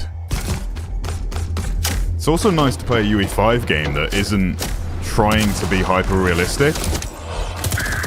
Every single UE5 game now is striving for that. These guys actually have an art style within the engine. Uh-oh. Use melee push to apply stagger on enemies and open their armor. Oh yeah, that's nice. That's nice. I love that little warning circle it does. That's great. Alone. Outnumbered. Objective complete. And deep behind enemy lines. Dropped straight into a hostile zone. With almost zero chance of success. This is exactly what hyper units were made for. That's me. Maybe what they said is true. Maybe by wanting more than we need, we brought darkness into this world. Between life and death, did we ever have a choice? In despair, we raise our heads up into the light and crawl out of the darkness. As much as it hurts, the only way out is through. Damn.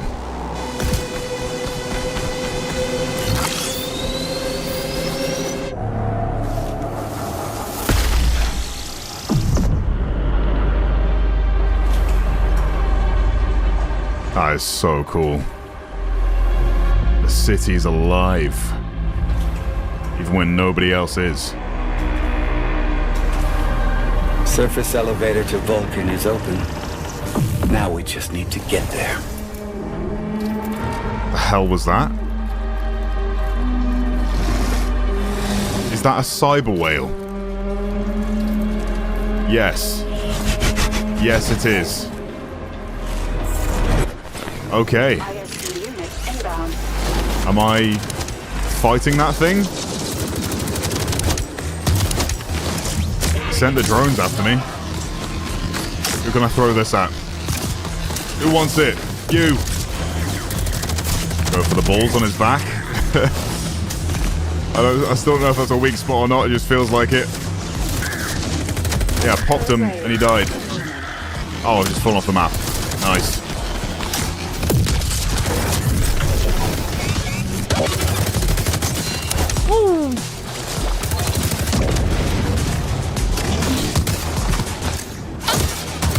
Oh, there it is.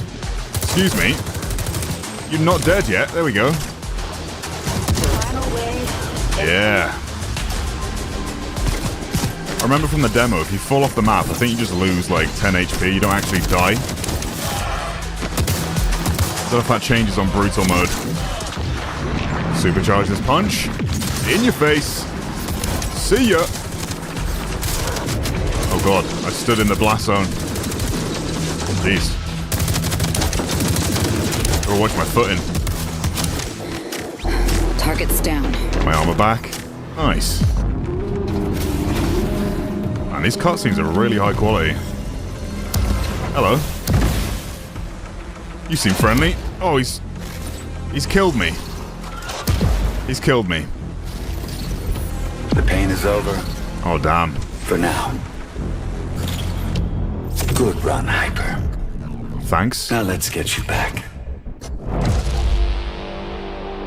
Rycon Games presents That's the Phantom Core in my head. We're making a new one, guys. Dopamine administered. This is what happens whenever you respawn in a game. Rebuild. Plastics engaged. Why can't my 3D printer do that? Backup frame check completed. Whoa, the hair.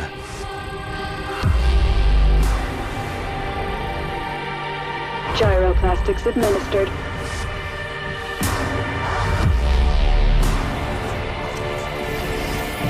Nom field balance check completed.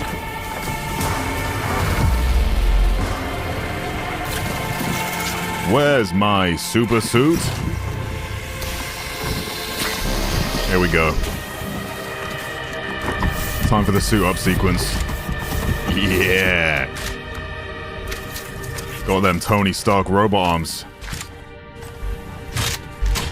Rebuild sequence complete. Sick. Warning. Receptors calibration in progress.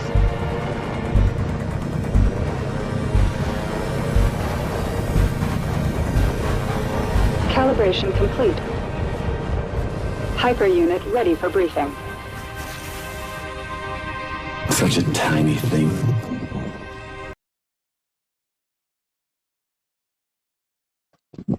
That thing putting me to sleep. Some stimulant.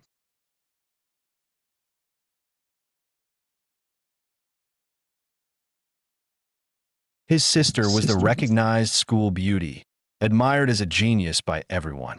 But he, in contrast, was labeled the ultimate freeloader. All because the ability he awakened was the lowest tier, weak electricity. Classmates mocked him. At home and living off his family. What they didn't know was that he actually possessed the legendary twin ability physique.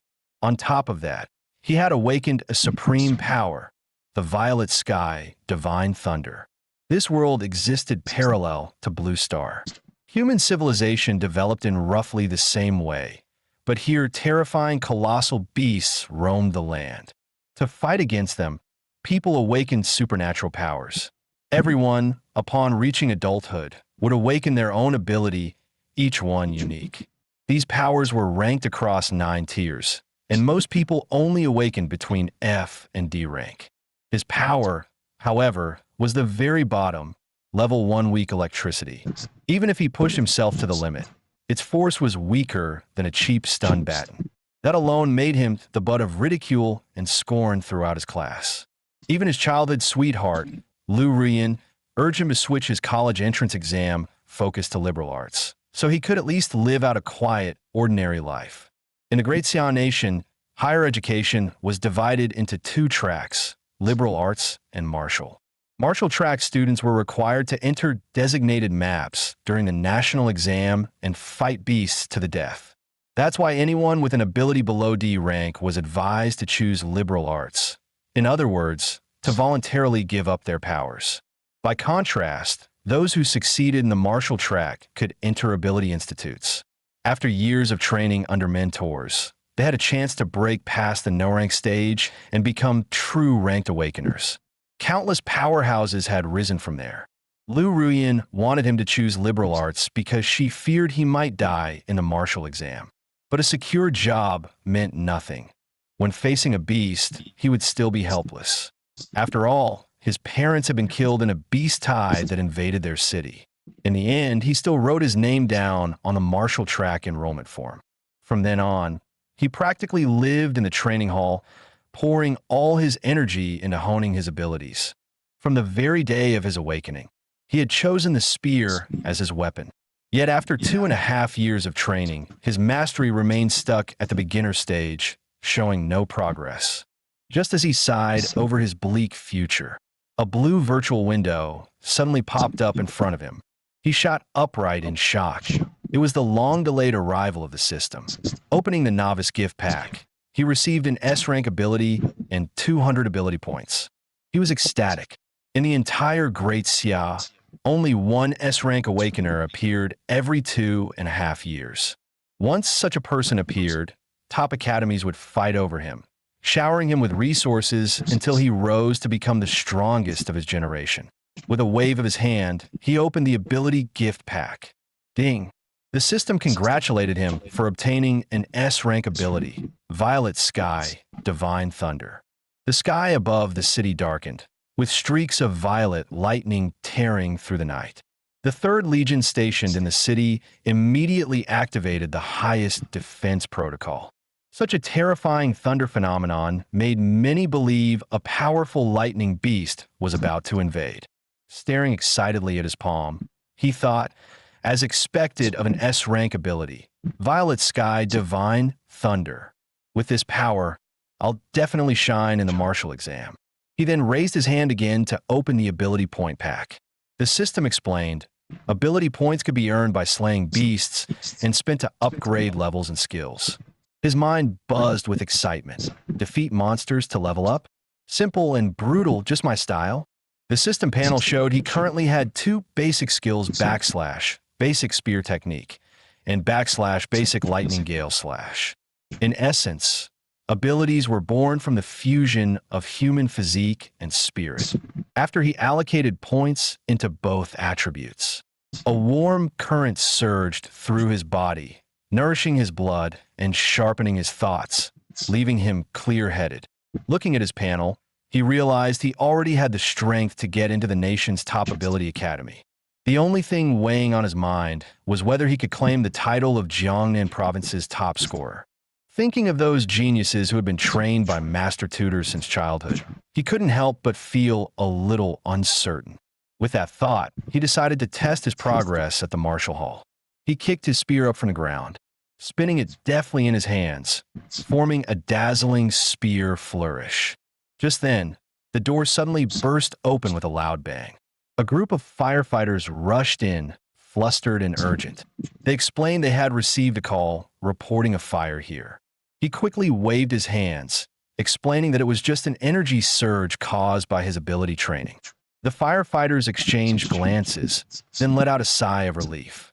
Who would have thought such commotion came only from a student's practice? Surveying the wrecked training room, they couldn't help but remark, to make such a scene just from training, this kid's really something. Downstairs, neighbors asked with concern, was the fire okay just now?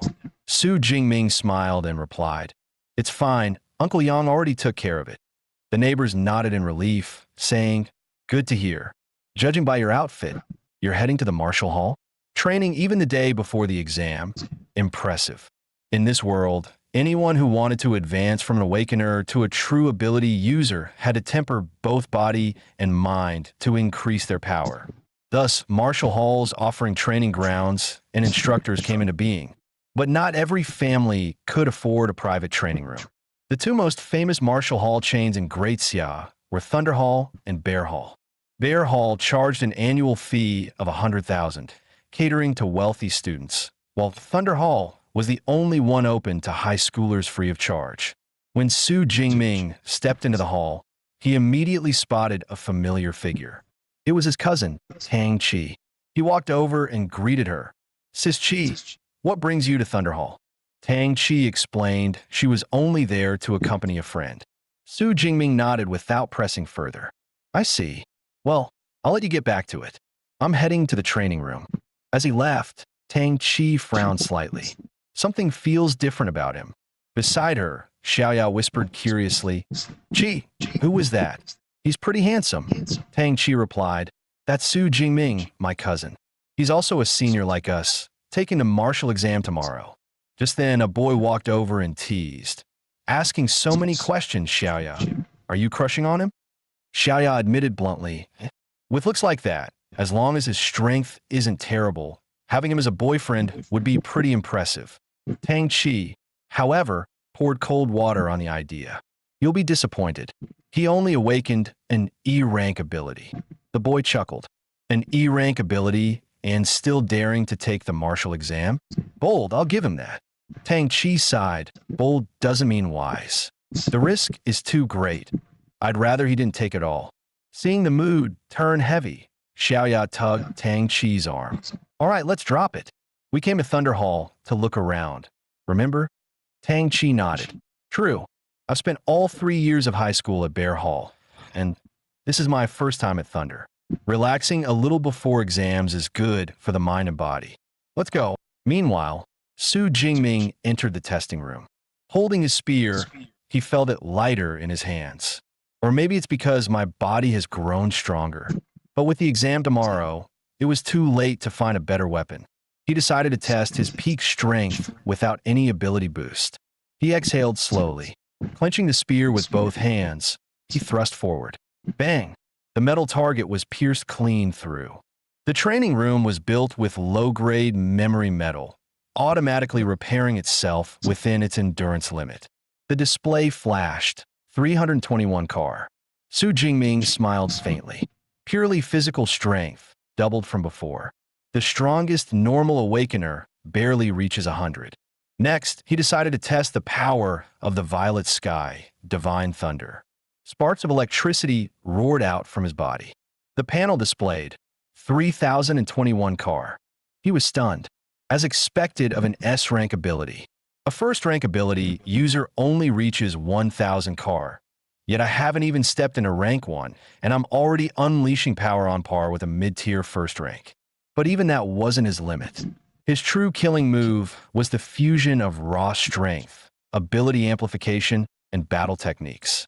With that thought, he gripped his spear tightly, channeling divine thunder. He unleashed lightning gale /straight at the testing machine. The moment the spear tip struck, it buzzed and roared violently. A heartbeat later, Su Jingming shouted, "Break!" A massive blast erupted from the spear's tip, spreading outward in all directions. At the same time, people in the main hall felt the entire building tremble, some even thinking it was an earthquake. Those on the same floor as Su Jingming nearly lost their balance. Such intense energy waves. That's definitely at ability user level, someone exclaimed. Xiaoya frowned. Isn't this floor reserved for high schoolers? Anyone breaking into ability user level early usually trains at Bear Hall. The boy beside her guessed. Maybe some monster came here to train, or maybe a new ability user high schooler has emerged. As the two speculated, Tang Chi cut indirectly. Let's go check for ourselves. The energy fluctuations were indeed coming from nearby. But before they could take more than a few steps, they ran into Su Jingming. Tang Chi looked slightly awkward and asked, "Xiaoming, heading home already?" Su Jingming nodded, saying he wanted to go back early and prepare some more. Hearing that, Tang Chi encouraged him. "All right then, good luck in the exam tomorrow, but remember to stay safe." As the two exchanged words, the boy interrupted harshly. "Forget the small talk. The energy surge definitely came from here." The group stopped at a doorway. It should be here.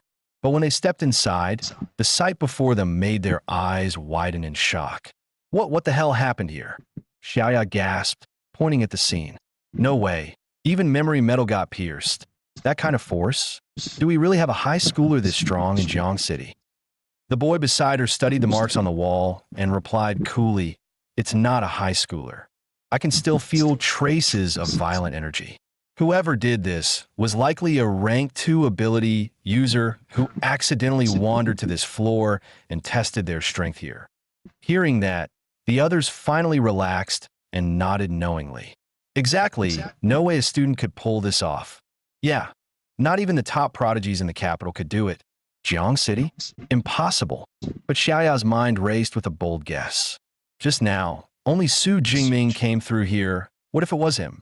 What if he's a hidden genius, masking his strength all this time, just waiting to blow everyone away in tomorrow's exam?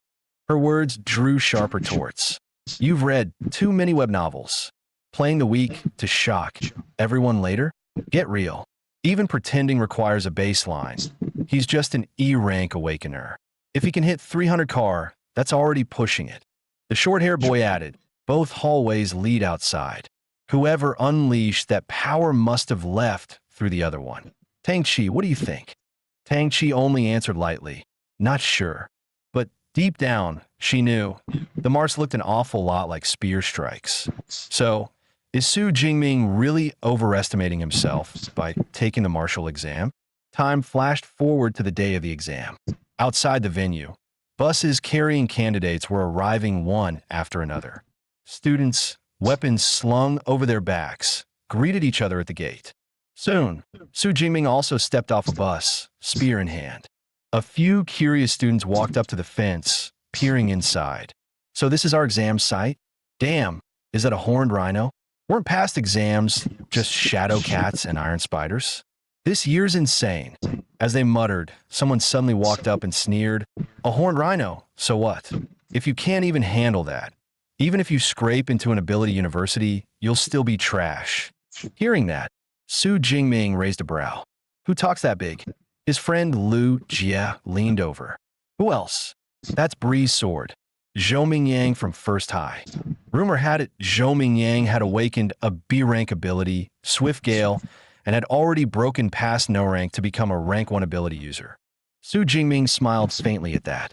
So it's the so-called hot favorite for this year's martial exam top score. Inwardly, he thought, I wonder, between him and me, who's truly stronger. Moments later, a booming voice cut through the noise outside the exam grounds. Attention, candidates. I am Wang Haiyang, Chief Commander of this year's Jiang City Martial Exam. Before we begin, let me repeat the key rules. The exam will start at 9 a.m. sharp and end at 9 p.m., lasting a total of 12 hours. The testing ground is the ruined town behind me. As in previous years, the area is divided into the outer ring, middle zone, inner ring, and core sector. Killing beasts of different types and tiers will earn different amounts of points. The stronger the beast, the higher the score. The core sector is like bonus questions on a written test, meant for top students to attempt. Don't throw away your lives chasing points. Listening to Wang Haiyang's briefing, Su Jingming thought, 9 days ago, I wouldn't have dared leave the outer ring. But now, I must aim for the inner ring, even the core. The organizers then announced, we will now distribute exam supplies. Please collect them from your homeroom teacher in order. As the teacher handed things out, he explained, there are 3 items in total. A smartwatch to record the number and type of beasts you kill and tally your score in real time. A tactical backpack containing 2 energy bars, 1 energy drink, and a single-use med kit to sustain you for 12 hours. And finally, a safety sphere, which, once activated, creates a high-voltage grid around you that ordinary beasts cannot break through. Afterward, the teacher still looked uneasy, pulling Su Jingming aside. Remember, once you use the safety sphere, the exam ends for you, but your life matters more than anything else. Su Jingming gave a small smile. Thanks, teacher. I understand. Just as he was about to enter, Lin Qingyuan suddenly rushed up and shouted, Su Jingming, you don't have a team yet, right? Want to join ours? Even Lu Jie, who had recently awakened a C-rank ability, added, Jingming, once we're in, I'll have your back. But others in the group immediately objected. Class rep, being nice is one thing, but this is the exam. Teams are capped at 5 people. If we drag them along, how are we supposed to compete? Lu Jie snapped back. We already agreed on this. And now you're backing out. The two remained stubborn. Who knew he'd actually show up? I'm not carrying dead weight.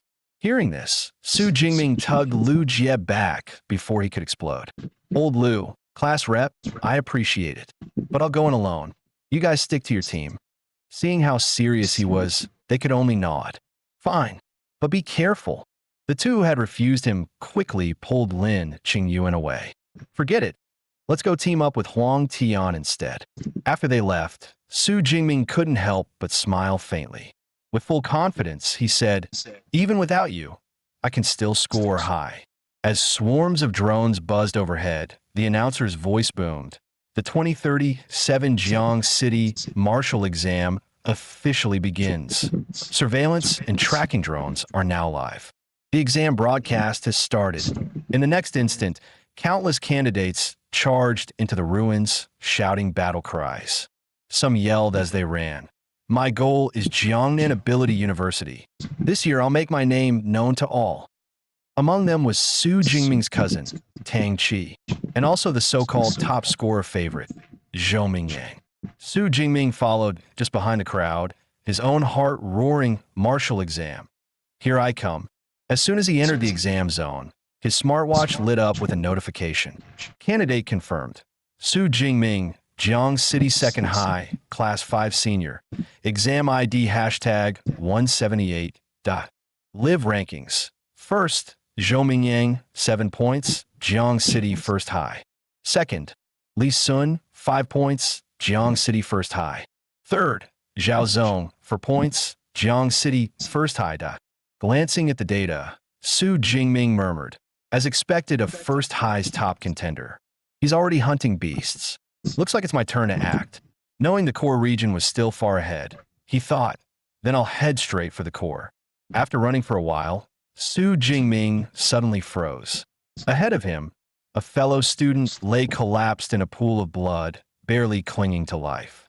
Seeing the scene before him, Su Jingming sighed. Such heavy injuries. He didn't even have time to activate his safety sphere. No wonder my teacher kept telling me to give up the exam. If I hadn't awakened an S-rank ability, I'd probably have ended up the same way. In a martial exam, there are no regrets. Opportunity always comes with risk. Not everyone gets the chance to defy fate. With that thought, Su Jingming quickly used his watch to contact the logistics team. But just then, the sound of approaching footsteps echoed. A second later, a black beast crept out from the corner. Su Jingming's heart sank, so it deliberately left that student alive just to bait in anyone who got close. This whole thing was its trap. The beast advanced slowly, step by step. Then, without warning, it lunged straight at him. Luckily, Su Jingming's strength had grown. With a quick step back, he narrowly dodged the strike. Staring at the creature, he thought, fast, sharp claws, and a bite force over 1,000 kilos. No doubt about it, it's the so-called rookie killer. Beasts bore the title fierce, precisely because of their savage aura, a natural pressure that could crush the will of their prey. It was said most awakeners, upon facing such beasts for the first time, collapsed under that aura, unable to unleash even 30% of their strength, some even giving up without a fight. That was why wealthy families often hired ability user bodyguards to take their children into the wild, so they could get used to fighting beasts early. Su Jingming, of course, had no such luxury. This was his first time truly facing a beast. As that thought crossed his mind, the shadow cat lunged again.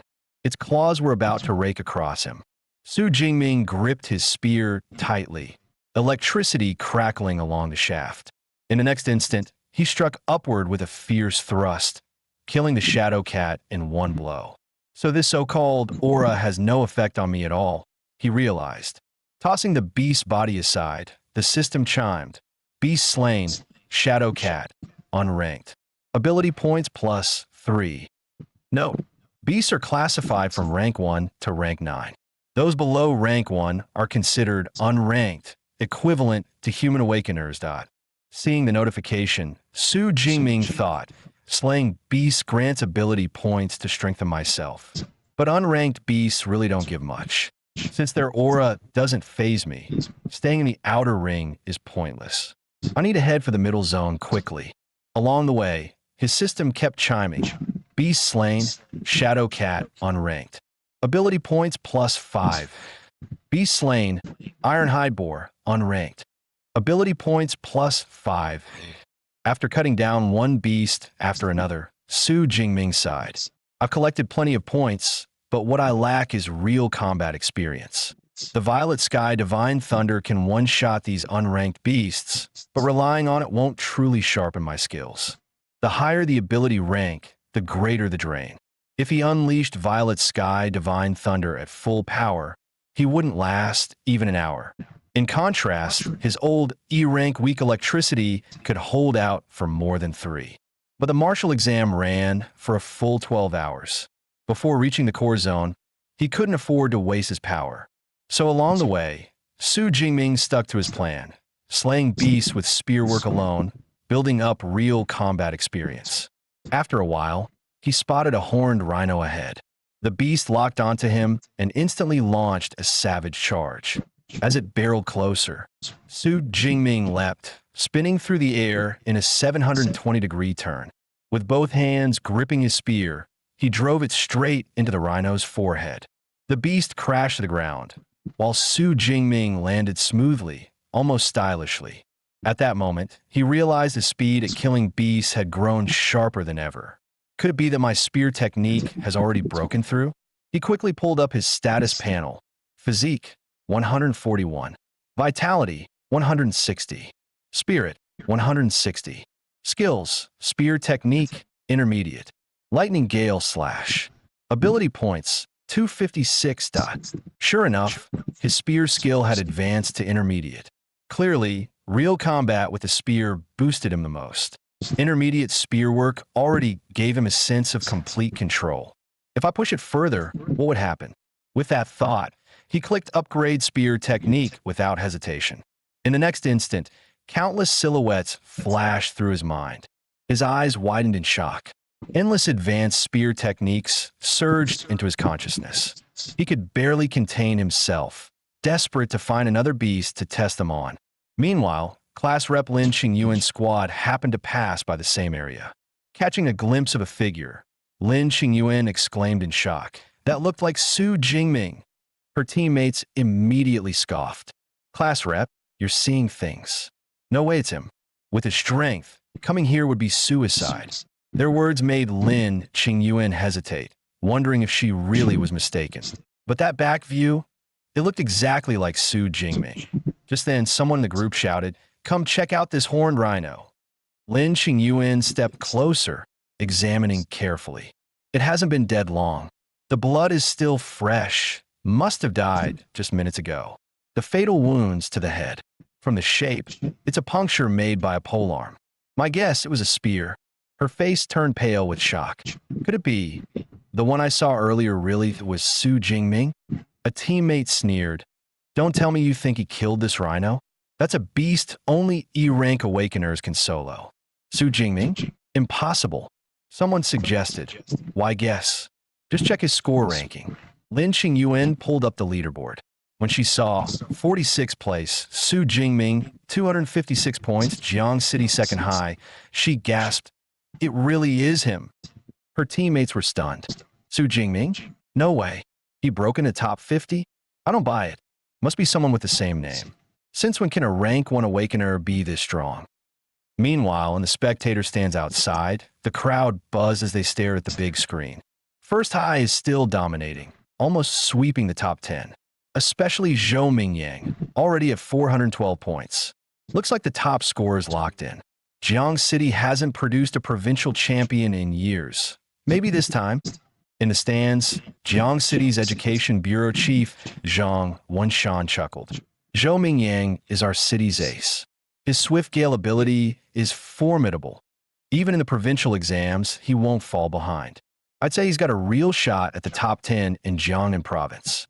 He went on, Old Liu, I've always been pleased with First High's results.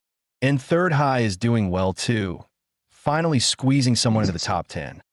Hearing this, the principals of First and Third High beamed, flattering him quickly. It's all thanks to your guidance, Chief Zhang. We'll continue to rely on you. Then Zhang Wenshan turned, his expression sour, toward the principal of Second High. But your school needs to step up. Your best student is only ranked 18th. Principal Zhao Yao of Second High clenched his teeth. Only 8 of ours in the top 50. Li Ming, Yang Jian, Su Jingming. You brats better make me proud. Then it hit him. Wait, who is this Su Jingming? I've never even heard that name. Is he even in the elite class? Behind him, a homeroom teacher also noticed the name. Seeing Su Jingming in the top 50 left him completely stunned. Wasn't this kid an E-rank awakener? Has he been hiding his power all along? But no matter how you hide it, how does an E-rank suddenly become S-rank? Worse, only the top 10 got live tracking feeds. There was no way to see Su Jingming on screen. So how on earth is he scoring this high? The broadcast shifted back to the field. Su Jingming had already reached the middle zone, where danger levels spiked. He deliberately stepped on a glass bottle, letting it shatter with a sharp crack. Noting the silence around him, he thought, as expected, beasts are fewer here. Rank 1 and above have intelligence and territory awareness, making them far harder to deal with than unranked. Before he could think further, heavy footsteps thundered closer. The next second, 2 cars ahead of him were swatted aside like toys. A beast burst into view, roaring madly. Su Jingming recognized it immediately. A rank 1 beast, blade arm tiger. His eyes lit up. Lucky. Just entered the middle zone and already ran into a rank 1. Perfect chance to test my spear technique. The blade arm tiger, violent by nature, roared furiously, its massive body charging forward like a tank straight at Su Jingming. Yet Su Jingming showed no fear. His eyes carried not the slightest hint of panic. With a forceful tug, the obsidian spear he had been dragging along the ground spun up like a giant windmill. The clash of spear point and tiger claw rang out in a deafening boom. Even the blade arm tiger's proud claws went numb under the impact. Su Jingming sneered inwardly. So this is all the strength of a rank 1 blade arm tiger? I bet only the Tiger King could make me work harder. He roared aloud, "I'll send you to your grave," and charged forward with his spear. Now that his spear technique had advanced to high level, his strikes were several times faster than before. Against that lightning-fast thrust, the beast had no chance to react. With a wet crack, a bowl-sized hole was punched through its abdomen. Any ordinary creature would have collapsed instantly from such a wound. But the tiger only let out a chilling, rage-filled howl. Then, driven into a frenzy, it launched itself at him again with reckless fury. As expected of a rank 1 beast, its vitality is monstrous. Su Jingming hadn't expected to finish it with a single blow, not without using his ability. He swung the obsidian spear with dragon-like fluidity, clashing with the beast in a fierce duel. Each strike carved another bloody wound into its body. Hampered by its bulk and reach, the tiger failed to land any real damage on him. With a twist of his spear, Su Jingming's voice rang cold. "Struggle all you want. It's useless." Sparks of electricity crackled violently along the weapon's shaft. The next instant, he snapped the spear, and bolts of lightning shot out like venomous serpents, striking straight for the tiger's skull. As expected, the arcs of lightning slammed squarely into the blade arm tiger's skull. Its massive, battered body crashed to the ground, throwing up a cloud of dust. The system chimed, "Beast slain, blade arm tiger, rank 1. Ability points plus 14. Glancing at his panel, Su Jingming muttered, "Sure enough, killing a rank 1 beast yields nearly double the points of an unranked. The stronger the beast, the higher the conversion of ability points. What others see as a death trap of an exam. To me, it's a golden grinding ground." His eyes burned with resolve. This is my chance. I have to seize it and harvest as many points as possible. Meanwhile, in the conference hall, the leaderboard flickered with updates. 3-1 SD, Chu Xian, 345 points, Jiang City first high 3-2 ND. Su Jingming, 328 points, Jiang City second high 3-2 ND. Li Xiang, 328 points, Jiang City second high. Teachers gasped. Teacher Chun Fan, Su Jingming is from your class 5? Out of all the parallel classes, only yours has someone breaking into the top 50. You're truly remarkable. Later this year, we must have you give a lecture and share your methods. Chun Fan waved his hands quickly, flustered. No, it's all the student's own effort. I can't take credit. Just then, someone shouted, "Look, Su Jingming's rank shot up again. 25th place, Su Jingming, 372 points, Jiang City, second high." He jumped 44 points in one go. Even the Education Bureau chief looked stunned. By exam scoring standards, killing a peak unranked beast is worth 6 to 8 points. Taking down a rank 1 lower beast nets 14 to 16. The smartwatch only logs kills every 4 seconds, which means Su Jingming either slew 5 peak unranked beasts or 3 rank 1 lower beasts in just 4 seconds. I haven't seen results like this in years. He turned to Principal Zhao. "Principal Zhao, this student of yours is quite the talent. Why haven't I heard of him before?" Principal Zhao quickly forced a smile. "To be honest, I only just found out myself. For the details, you'll have to ask his homeroom teacher." He promptly yanked Chun Fan forward. "Teacher Chun, tell the leaders more about Su Jingming, his talent, his background." Chun Fan froze, stammering nervously.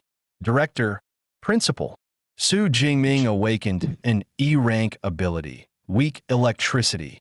Principal Yi Zhao's eyes went wide. Just E-rank? Teacher Chun, are you sure? Chun Fan scratched his head helplessly. I'm sure. Before the exam, I even warned him not to take the martial track. The bureau chief sipped his tea calmly, then said, if he's gotten this far with just E-rank, then clearly he has other extraordinary qualities. That makes him even more intriguing. Mark my words, with this pace, he'll break into the top 10 soon. And when he does, we'll know the truth.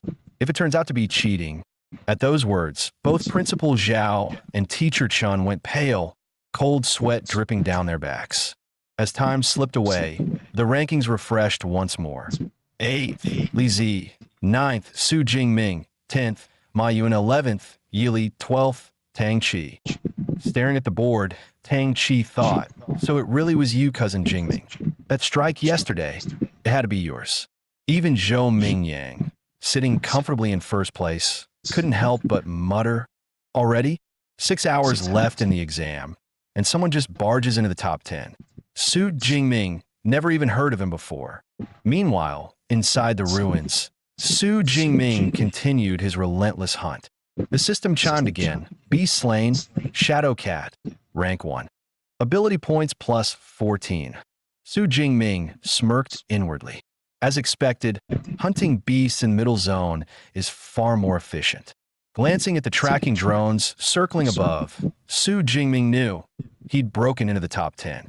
The martial exam tested not just strength, but potential, and only those with the best scores drew the most attention. I never planned to hide my power anyway.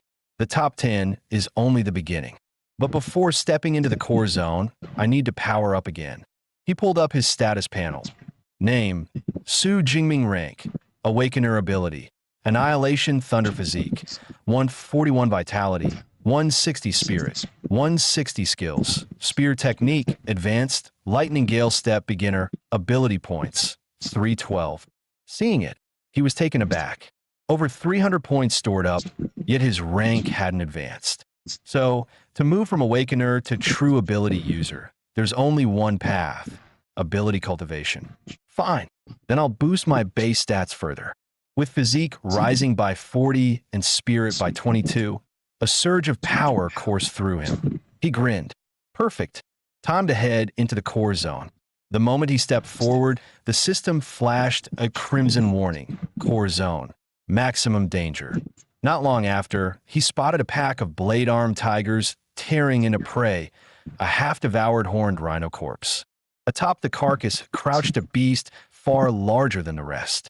That one in the center, its aura, its size, those abnormally long arm blades. It has to be the blade-armed Tiger King.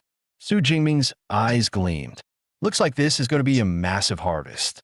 But the next instant, his expression hardened. He turned sharply. Come out.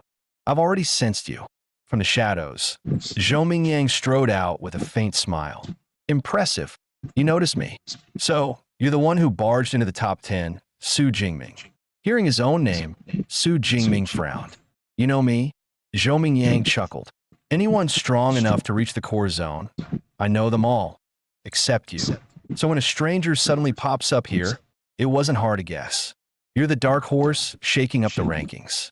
Zhou Mingyang admitted he'd been eyeing this pack of blade-armed tigers for a while. Seeing the sword in his hand, Su Jingming narrowed his eyes. So, you're trying to steal the prey? Zhou Mingyang quickly waved his hand.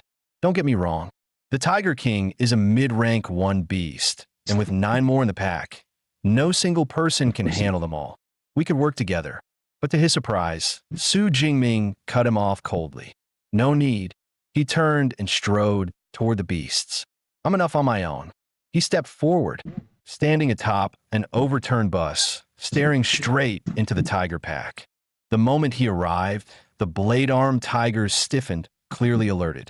Su Jingming noted calmly, as expected of a pack with a leader. They actually know how to form a crude formation. With a roar from the Tiger King, several beasts instantly shifted their focus onto him. In the next heartbeat, they charged with thunderous snarls. Watching from the sidelines, Zhou Mingyang smirked faintly. Let's see if this fool is throwing his life away, or if he's hiding something remarkable. Su Jingming began to twirl his spear slowly, almost lazily. The weapon's rotation grew faster and faster, a storm of steel in motion. As the first tiger pounced, its claws were slammed back by the force of the spinning spear. Then, like a cold-blooded reaper, Su Jingming swept once, instantly cleaving down several blade-armed tigers in a single motion. The system chimed, Beast slain, blade-armed tiger, rank 1 lower. Ability points plus 10 Beast slain, blade-armed tiger, rank 1 mid. Ability points plus 15. One after another, the beasts fell beneath his spear, bodies piling on the ground. Watching his underlings collapse, the Tiger King glared and let out a low, menacing roar. Su Jingming only glanced at his spear, muttering with faint regret. Pity, my body strength still isn't enough. I couldn't wipe them all out in one sweep. The blade-armed Tiger King lunged, closing the distance in a blink. A deafening roar erupted from its throat. Instantly, every window along the street shattered into shards. Zhou Mingyang clutched his ears in agony, his face twisting in pain. Su Jingming, however, only glared coldly. That roar might scare others, but it won't work on me. With that, he surged forward, spear in hand. The weapon clashed head-on, blocking the Tiger King's massive strike. Using the recoil, Su Jingming vaulted high into the air. Before the beast could even react, he spun, spear in hand, completing a full 720-degree rotation. With all his strength, he slammed the weapon down onto the Tiger King's skull. In the next instant, he was standing atop its body, spear poised downward. A sickening crack rang out as the spear pierced clean through. The system chimed, Beast slain, blade-armed Tiger King, rank 1 upper. Ability points plus 20. Zhou Mingyang stood frozen, eyes wide. No way, wipe them all out in one go? What kind of monster is he? Su Jingming gazed at the sea of tiger corpses, a satisfied thought crossing his mind. A massive haul of ability points. At this rate, by the end of the exam, who knows how much I'll have piled up? His eyes sharpened. The more, the better. I need to hunt down the next pack fast. Just as he turned to leave, Zhou Mingyang shouted after him. Hey, how the hell did you do that? Crushing a whole tiger pack with just a spear? Are you some kind of enhancement type? Su Jingming only tossed back a single line. Lightning type. Then he strode away without looking back. Zhou Mingyang's face twisted in anger. Lightning type? Don't lie to me. If you don't want to tell me, fine, but don't fob me off with nonsense. What a nasty personality. Quickly, he yanked up his smartwatch. Damn, with all the beasts he just killed, did his score catch up to mine already? The next second, the result floored him. First place, Su Jingming, 1122 points, Jiang City second high. Second place, Zhou Mingyang, 985 points, Jiang City first high. Zhou Mingyang nearly shouted, damn it, that bastard actually overtook me. Meanwhile, in the viewing hall, the director was full of praise. Such domineering spear work. Su Jingming's only 18, yet his technique is already at advanced level. A bona fide genius. He added, with Su Jingming, Jiang City is guaranteed to break into the provincial top 100. After the exam, I'll propose an award for second high. Principal Zhao beamed with joy. Thank you, Director Zhang. At that moment, he was so moved he nearly cried. Su Jingming is a miracle. At last, our school has hope of rising again. 3 hours later, Zhou Mingyang was still pacing through the core zone. What the hell? Where did all the beasts go? A voice behind him answered. You should ask the one in first place. Turning, he blinked. You guys? Since when are you working together? It was Wu Hao, third place, Meng Di, fourth, and Tang Chi ninth. Tang Chi said flatly, he's the reason. Meng Di clenched her fists, furious. Su Jingming slaughtered almost every beast in the core zone.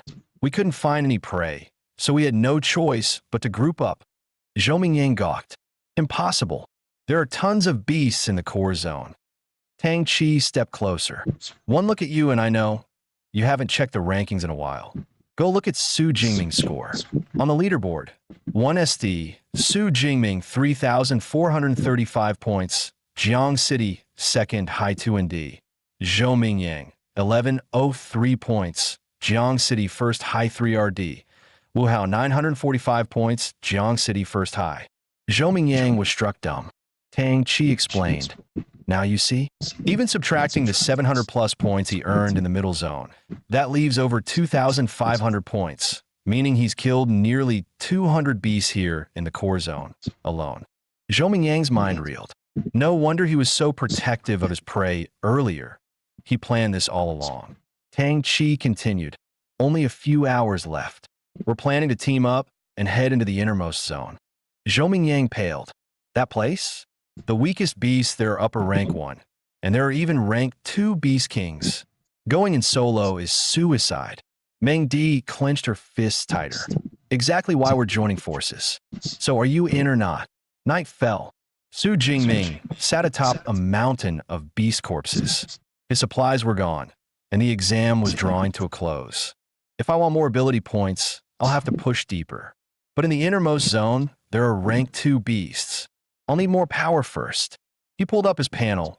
Rank, Awakener ability. Purple Heaven Thunder, S rank, Physique. 181 Spirit.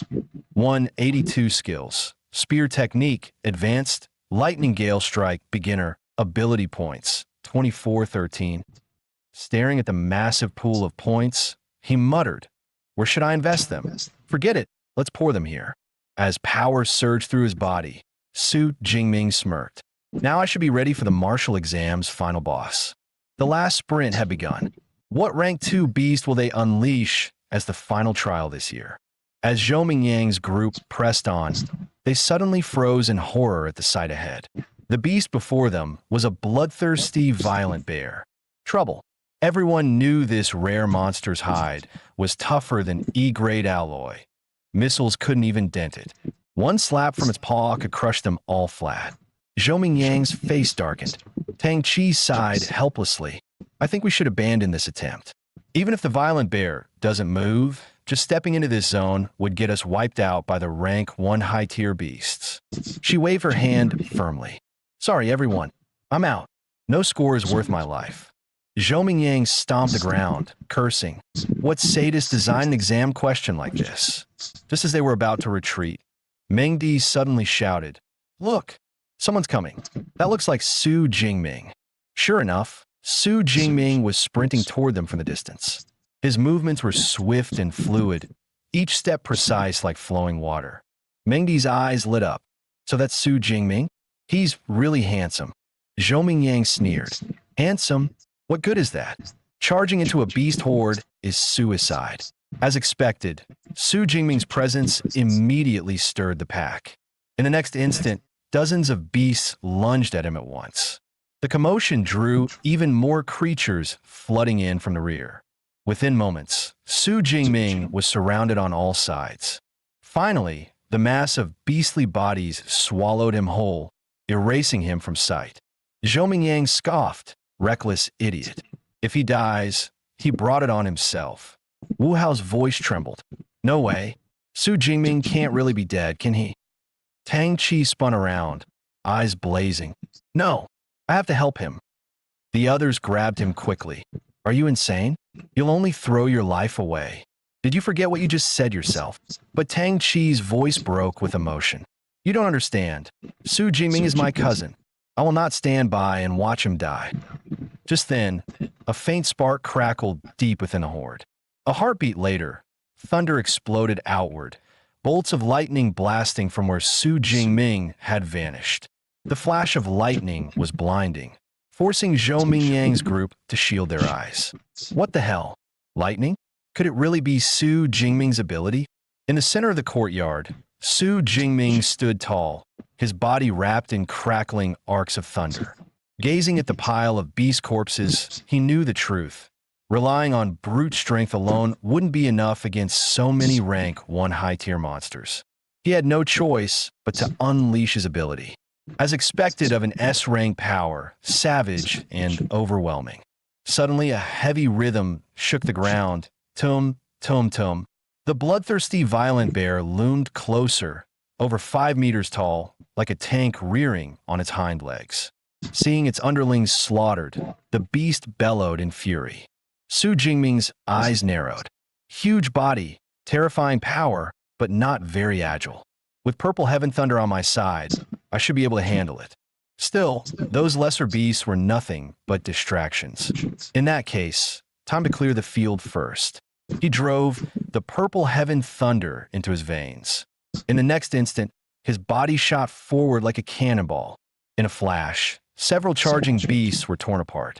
The system chimed. Beast slain, rank 1 high-tier Shadow Cat. Ability points plus 13. Su Jingming's thoughts surged. So this is the physical boost of an S-rank ability? Incredible. Though the thunder coursing through me is dangerous, I can't hold it for long. But to crush you beasts, it's more than enough. Beast slain, rank 1 high-tier Unicorn Rhino. Ability points plus 15. Watching the rhino fall, the violent bear finally lost control, roaring as it lunged at Su Jingming. A massive paw crashed down, splitting the air with brute force. But Su Jingming, wrapped in thunder, blurred like a phantom. When he reappeared, he was already meters away. Enraged, the violent bear charged full force, covering more than 30 meters in the blink of an eye. The bear was fast, but Su Jingming was faster. With a single leap, he dodged again with ease. His figure weaved through the horde, too quick for the violent bear to even graze him. Beast slain, rank 1 high-tier horned lizard. Ability points plus 15 beast slain. The system alerts rang out with every kill. The bear, unable to land a hit, grew more and more enraged. Su Jingming smirked. What's wrong? Mad because your little underlings are dropping like flies. He sneered. Don't worry. Once I clear the last one, it'll be your turn. With that, he dashed straight toward the final Unicorn Rhino. But suddenly, the violent bear swung a colossal paw, slamming it down right in Su Jingming's path. Su Jingming's eyes narrowed. Damn, it actually predicted my move. Boom! The two massive palms slammed together. The shockwave sent nearby cars flying several meters through the air.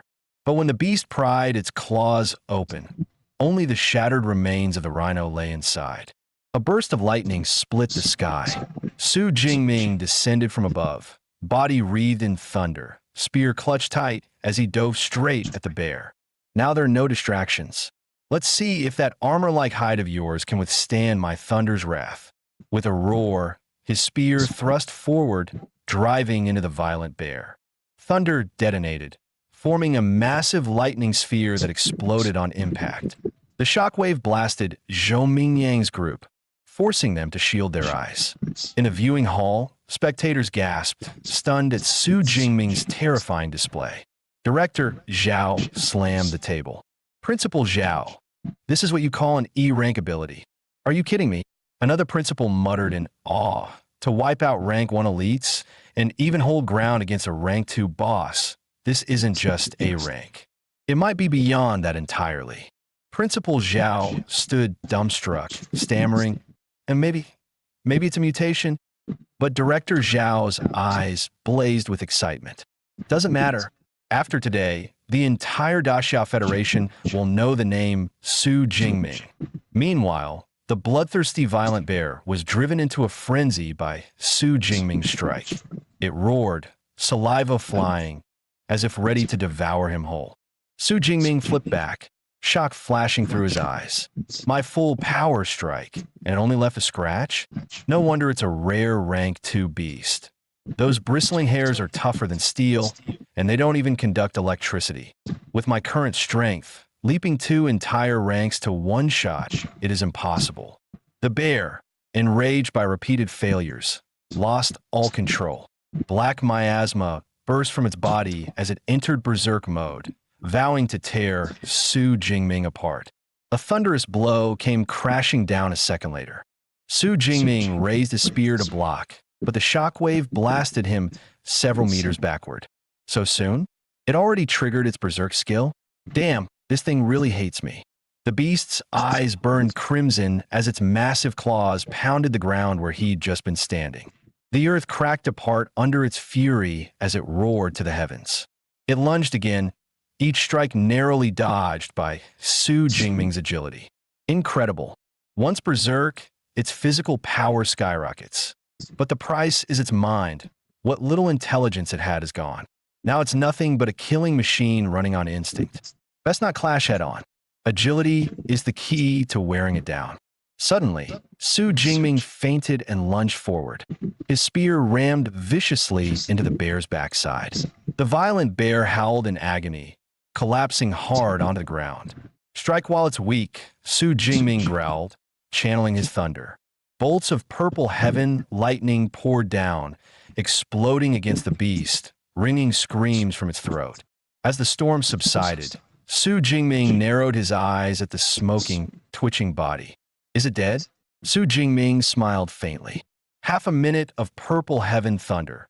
No defense in the world can withstand that. But suddenly, the bloodthirsty violent bear's blood-red eyes snapped open. It swung a massive paw down, only to be paralyzed mid-strike by the lightning coursing through its body. Su Jingming's gaze hardened. It's time to end this.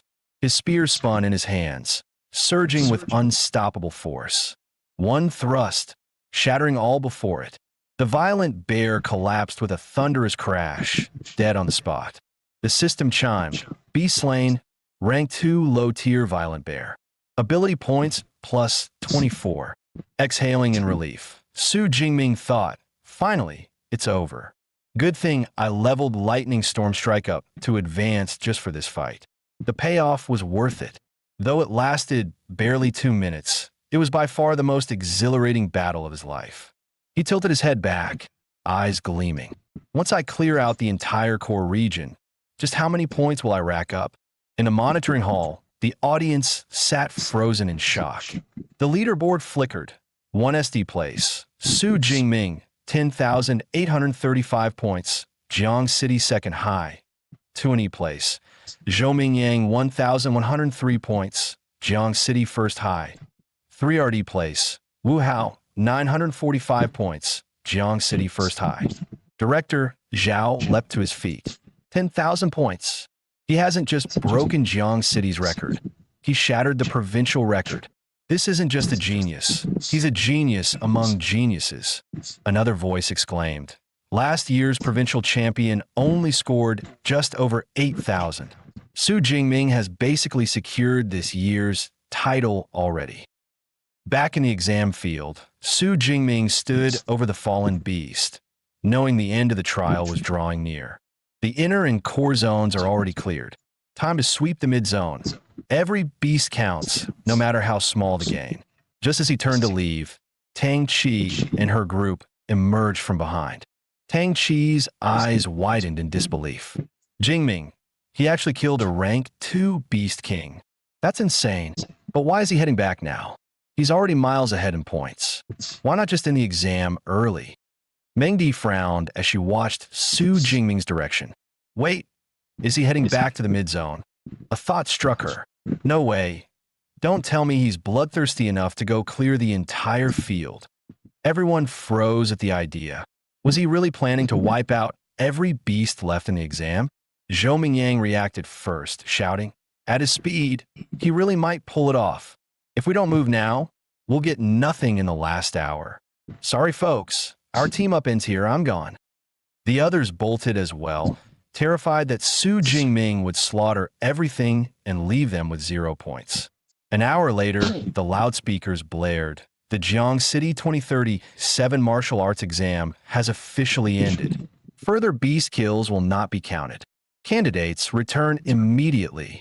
Tang Chi sighed in disappointment. That's it? Already over. Most students collapsed in exhaustion, their bodies battered. One of them roared in frustration. Why now? I was just 1 beast away, 1 kill from passing. Meanwhile, Su Jingming casually carried a slain beast on his shoulder, muttering, "It's over already? What a shame. I wasn't even warmed up yet." Soon, the candidates filed out of the exam realm.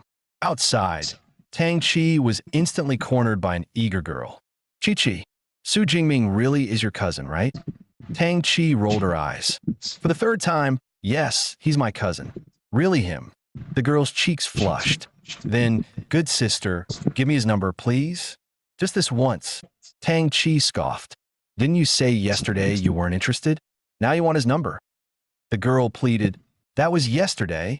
Today he's the top scorer. Please, I'm begging you. At that moment, someone shouted, look, Su Jingming's here. A crowd rushed forward as Su Jingming stepped out, long spear slung across his back, greeting his classmates with a calm smile. The air buzzed with excitement. A bald student clapped Zhou Mingyang on the shoulder, teasing, this spot was supposed to be yours, wasn't it?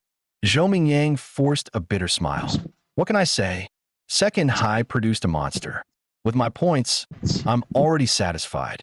Just then, the principal and director Zhao approached warmly, shaking Su Jingming's hand. Congratulations, Su Jingming. Let me introduce you. This is Director Zhao from the Education Bureau. No need to take the bus back. He'll personally see you home. Su Jingming thought for a moment. That's better. If I took the bus, I'd be pestered with questions all the way. Soon, he was riding in Director Zhao's car. So, Jingming, Zhao asked with a smile, have you decided which ability academy you want to attend? Su Jingming replied modestly, I've been focused on training these past months. Honestly, I haven't thought much about which university to choose. Director Zhao chuckled. With your score, any university in the nation would welcome you. But truth be told, half of all high-ranked ability users come from just 3 elite academies. Let me recommend them. Qingjing Ability University, state-run, located at the heart of the nation. Graduates often go straight into the system. Our current 9th-ranked guardian of the nation, he's from there. Madu Ability University, based in a bustling port city, overflowing with resources and elite societies. Perfect for those who want to push themselves to the limit. Jinsheng Ability University, with more than 200 years of history, steeped in ancient traditions and unrivaled faculty. All 3 hold secret cultivation methods that can't be found anywhere else. They're the dream of every student. Su Jingming nodded, then asked curiously, I know ability users must train with specific methods to evolve from awakened to full abilitants. But what exactly are top-tier methods? Zhao explained, training manuals are ranked too. With basic ones, it takes 3 to 4 years to evolve.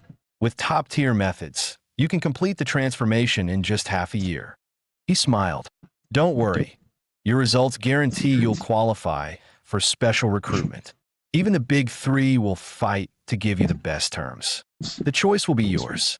The next day, Su Jingming returned home, enjoying a long, relaxing shower. He pulled up his system panel. 2,534 ability points left, enough to last until he entered university. He mused, I wonder if the academy hosts beast slaying tournaments? If not, I'll need to prepare for expeditions into the wilderness. Just then, the front door creaked open. 2 girls slipped in, one whispering, huh? The lock's broken? Perfect, let's surprise him. It was his aunt and his cousin Tang Chi. They barged in just as Su Jingming was half-dressed. Startled, he froze. Tang Chi, blushing furiously, covered her eyes and shouted, What are you doing? Su Jingming scrambled into his room, muttering, Seriously? You just barge in without knocking and blame me? After his parents passed, it was this aunt who raised him, giving him warmth, acting as guardian, and even cooking bamboo shoots and pork to keep him strong. Once he was dressed, his aunt said gently, I don't understand martial exams much, but when I heard you signed up, I worried for months. Now, seeing you safe, I'm relieved. Scores don't matter. Even if you hadn't passed, it's fine. Su Jingming looked at Tang Chi in confusion. What? Chi-Chi didn't tell you? I placed first in the exam. Tang Chi grinned playfully. I figured it'd be better if you told her yourself. Su Jingming scratched his nose and said almost smugly, Annie, I did all right, scored over 10,000 points. His aunt spat out her tea in shock. Wiping her mouth, she stammered, H, how much? You're not lying, are you? Tang Chi cut in, Mom, it's true. Jingming scored 11,124 points. Tears streamed down his aunt's face as she hugged him tight. Our Su What's itu nama?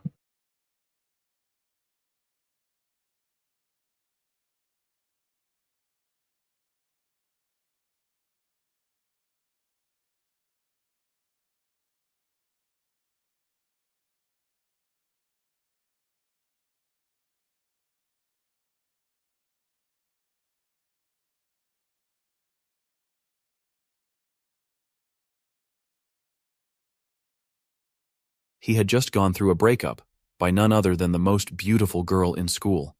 But strangely, he told himself it wouldn't affect him. Not this time. After all, in a world like this, there were far more important things unfolding. Reports had confirmed it. The return of spiritual energy had been detected. The countdown had already begun. 361 days, 11 hours, and 59 minutes remained before its full awakening. What came after that would be unpredictable. The world would shift, twist, and transform in ways no one could yet imagine. He knew he had to be among the first to grasp this once-in-a-lifetime opportunity, and he had already set his goal: to climb to the absolute peak of martial arts. This story begins with several system windows informing citizens about a series of anomalous events occurring around the world. A giant abalone was reported found by fishermen on the coast, so immense that not even 10 people could surround it, suspected to be a mutation caused by nuclear wastewater. There was also information about an ancient tree in a tourist area growing wildly, spreading its roots for kilometers, and cracks appearing in the ground due to a possible abnormal earth pulse. The notifications continued with giant vines falling from the sky, making fairy tales real, and with news that subway tracks had been destroyed in multiple places, resulting in some casualties. No one paid attention, since they knew all this was nothing more than a bunch of sensationalist headlines, not very different from the false alarm about the zombie bite years ago. Many students were gathered in front of the school, considering that local rumors were much more interesting than the news. Suddenly, their attention was completely diverted to the figure approaching. It was the beauty of the school, Chu Qingli. Immediately, the crowd wondered if she was finally about to break up with her boyfriend. According to them, the relationship was nothing more than an act of charity on her part. Chu Qingli had already been accepted into Qingcheng University, while her boyfriend hadn't even managed to get into a decent university. Because of this, their futures were on completely different levels. Chu Qingli approached Fang Yi and called his attention. Fang Yi turned around somewhat curious. With a cold expression, she explained that she had thought it over and their relationship wasn't realistic. School-time love always reached a point where one wakes up and realizes they are not meant for each other. A life together, according to her, required not only courage, but also compatibility. For all this reason, it was best to end things. She thought with disdain that no matter what he tried to win her back, it would be impossible. Fang Yi remained silent, and noticing this, people thought his lack of reaction was because he was so shocked that he had collapsed or lost his mind. After all, she was the beauty of the school. They expected him to be on his knees, begging for another chance. However, upon observing him, they simply concluded that he was no match for a rich and beautiful girl, a toad who coveted a swan. With a calm gaze, Fang Yi agreed to break up with her, leaving Chu Qingli and the others in shock. Seeing that she had nothing more to say, our boy turned his back on her and decided to leave. She panicked and called out to him. With a piercing gaze, Fang Yi turned around and asked what she wanted. While her eyes were shining with rage, she made it clear that she didn't care what he was thinking or what tricks he would use. She wasn't going back with him, and she wanted this to be completely clear. Fang Yi began to stare at her and asked her not to flatter herself, calling her the school beauty. Upon hearing this, her eyes widened in surprise, making her blush. The others were in shock at Fang Yi's attitude. Fang Yi was aware that Chu Qingli and the others had no idea what was about to happen. He knew that society's current rules, like money and education, would soon turn to ashes. They were unaware that he had returned from a future disaster, a man reborn in this timeline. Because of this, the Chu Qingli before him was, to him, simply a distant stranger from another life. Fang Yi left the school. He had more important matters to attend to. For him, school beauties and reputation were irrelevant, since everything was about to be completely reconfigured. The real crisis was one looming over all humanity on Blue Star. It all began the night before, when Fang Yi woke up and some strange cracks showed him the future, and then the system informed him that an aura recovery had been detected. Its full activation would take place in 364 days, 11 hours, and 59 minutes. And once this happened, the world would undergo an unprecedented transformation. Fang Yi was somewhat confused. Several figures appeared in front of him, and the system revealed that society's rules would be rewritten. The era of cultivators was about to arrive, and power would become the new standard. Our boy felt somewhat curious, extended his hand and asked who it was. Then a strange light began to appear in front of him. A system window appeared, explaining that it came from the confines of the universe and used top-tier algorithms integrated with cosmic secrets. Its function was to automatically generate cultivation techniques based on spiritual materials touched by the host, showing that current techniques were zero. Fang Yi began to extend his hand, and his eyes widened in surprise as his hand passed through the system window. Then, a powerful monster emerged and began to roar. Fang Yi was paralyzed and his eyes filled with fear. Inside the monster's mouth was a corpse, and the system revealed that this was his end as an ordinary person, as well as the fate of billions on Blue Star. Fang Yi swallowed saliva and could not help but feel afraid. He put his hand over his chest, and his eyes filled with worry. Fang Yi began to ponder and remembered his past life. He had been just an average person, swept along by the tide of events, struggling only to survive with the hope of overcoming the disaster.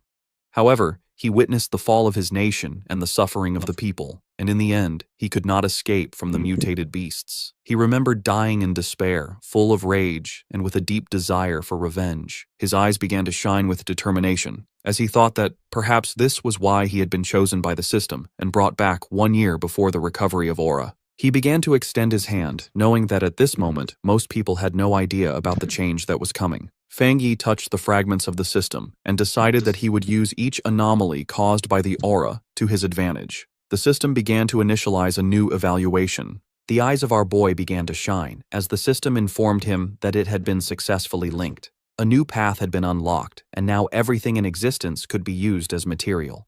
His mission was to collect powerful techniques and abilities to become a strong cultivator and save the world. In the city, people were informed that humanity now faced an unprecedented crisis. Answers could not be found in the past. The only option was to adapt with their own strength. Everyone was surprised, except Fang Yi.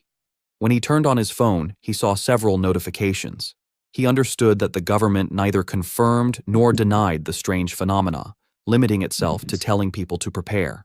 This, he knew, was Jia Nation's subtle way of issuing a warning, since reports once considered mythical nonsense would never have gone viral in this way. His eyes filled with sadness as he began to remember the past. He knew that this indirect and silent approach by Jia Nation helped citizens remain calm and trust their country. It was a hard and slow method, but much more effective than the chaos and gunfire of neighboring nations. Then he remembered that the system had told him that he could use anything, which meant that he should go wherever anomalies occurred. His attention was fixed on the phone. It was the #1 trending news. The UV index at Qingcheng University had reached a historic record of the century. Because of this, a heat warning had been issued, urging new students to take safety precautions and use sunscreen. The students were somewhat confused, as they thought that even the best universities now resorted to sensationalist advertising. They considered this false, definitely a paid topic to be trending, since heat of that magnitude could kill people. Fang Yi looked up at the sky and saw that it was full of clouds, then activated the UV meter and saw that it was at 0. He was somewhat confused, as he didn't understand how the weather could be so different, since Qingcheng University was only 15 minutes away by car. Images of a blazing sun above the university were published, and students were informed that new student registration would continue, but they should avoid the North Gate due to the high UV index, as all other entrances remained open. Fang Yi couldn't help but smile. He knew that when anomalies occurred for the first time, most people only thought it was a publicity stunt, and only he knew the truth. His eyes began to shine with joy, as his first opportunity had arrived. Fang Yi changed clothes and went to Qingcheng University. Everyone was carrying umbrellas. It was so hot that the leaves of the trees had fallen. Our boy went to the North Gate of Qingcheng University, the least crowded of all. He knew that something was definitely wrong in this place. Shiny ashes began to descend from the sky. While students were fleeing to avoid being scorched to death, Fang Yi's attention was fixed on it. He sat down and decided to touch it. Once his finger made contact, an intense glow began to emerge from it, and the system reported that it had detected an intense fluctuation in the Yang attribute, unlocking the data template of it. The energy began to enter Fang Yi's body, causing him terrible pain. An intense glow began to emerge from our boy's body. People covered their eyes to avoid going blind. They didn't know what was happening and thought they were hallucinating. The energy started burning Fang Yi's clothes, making him clench his teeth tightly. He put his hands on top of his head and started going crazy, not knowing if the system had finished compiling. He felt like he was about to die. The compilation was completed, and Fang Yi acquired a Yang attribute technique, the Golden Sun breathing technique. Later, it's the day for new students to register at Qingcheng University. Our main character's ex-girlfriend arrives at the registration area. A guy offers to carry her suitcase for her. Soon, more guys come over to try and get her attention, but she turns them all down, telling them she doesn't need their help. She looks over at a couple nearby with a sneer, but then a bright golden light flashes, surprising her and the other students. A voice on the loudspeaker tells everyone to stay away from the North Gate. The girl looks serious and decides to go see what is happening. At the North Gate, a huge burst of golden energy lights up the area. A dark figure appears from the smoke, giving off a powerful feeling. He takes a deep breath, and his eyes glow with a strong golden light. A screen pops up, telling him that he has created a new technique and earned 50 points. The guy looks at the screen and wonders what the points are for. He decides it's not important right now, but will probably be useful later. Time passes, and it is now night, with a strange-looking moon in the sky. The young man then starts to practice his new breathing technique.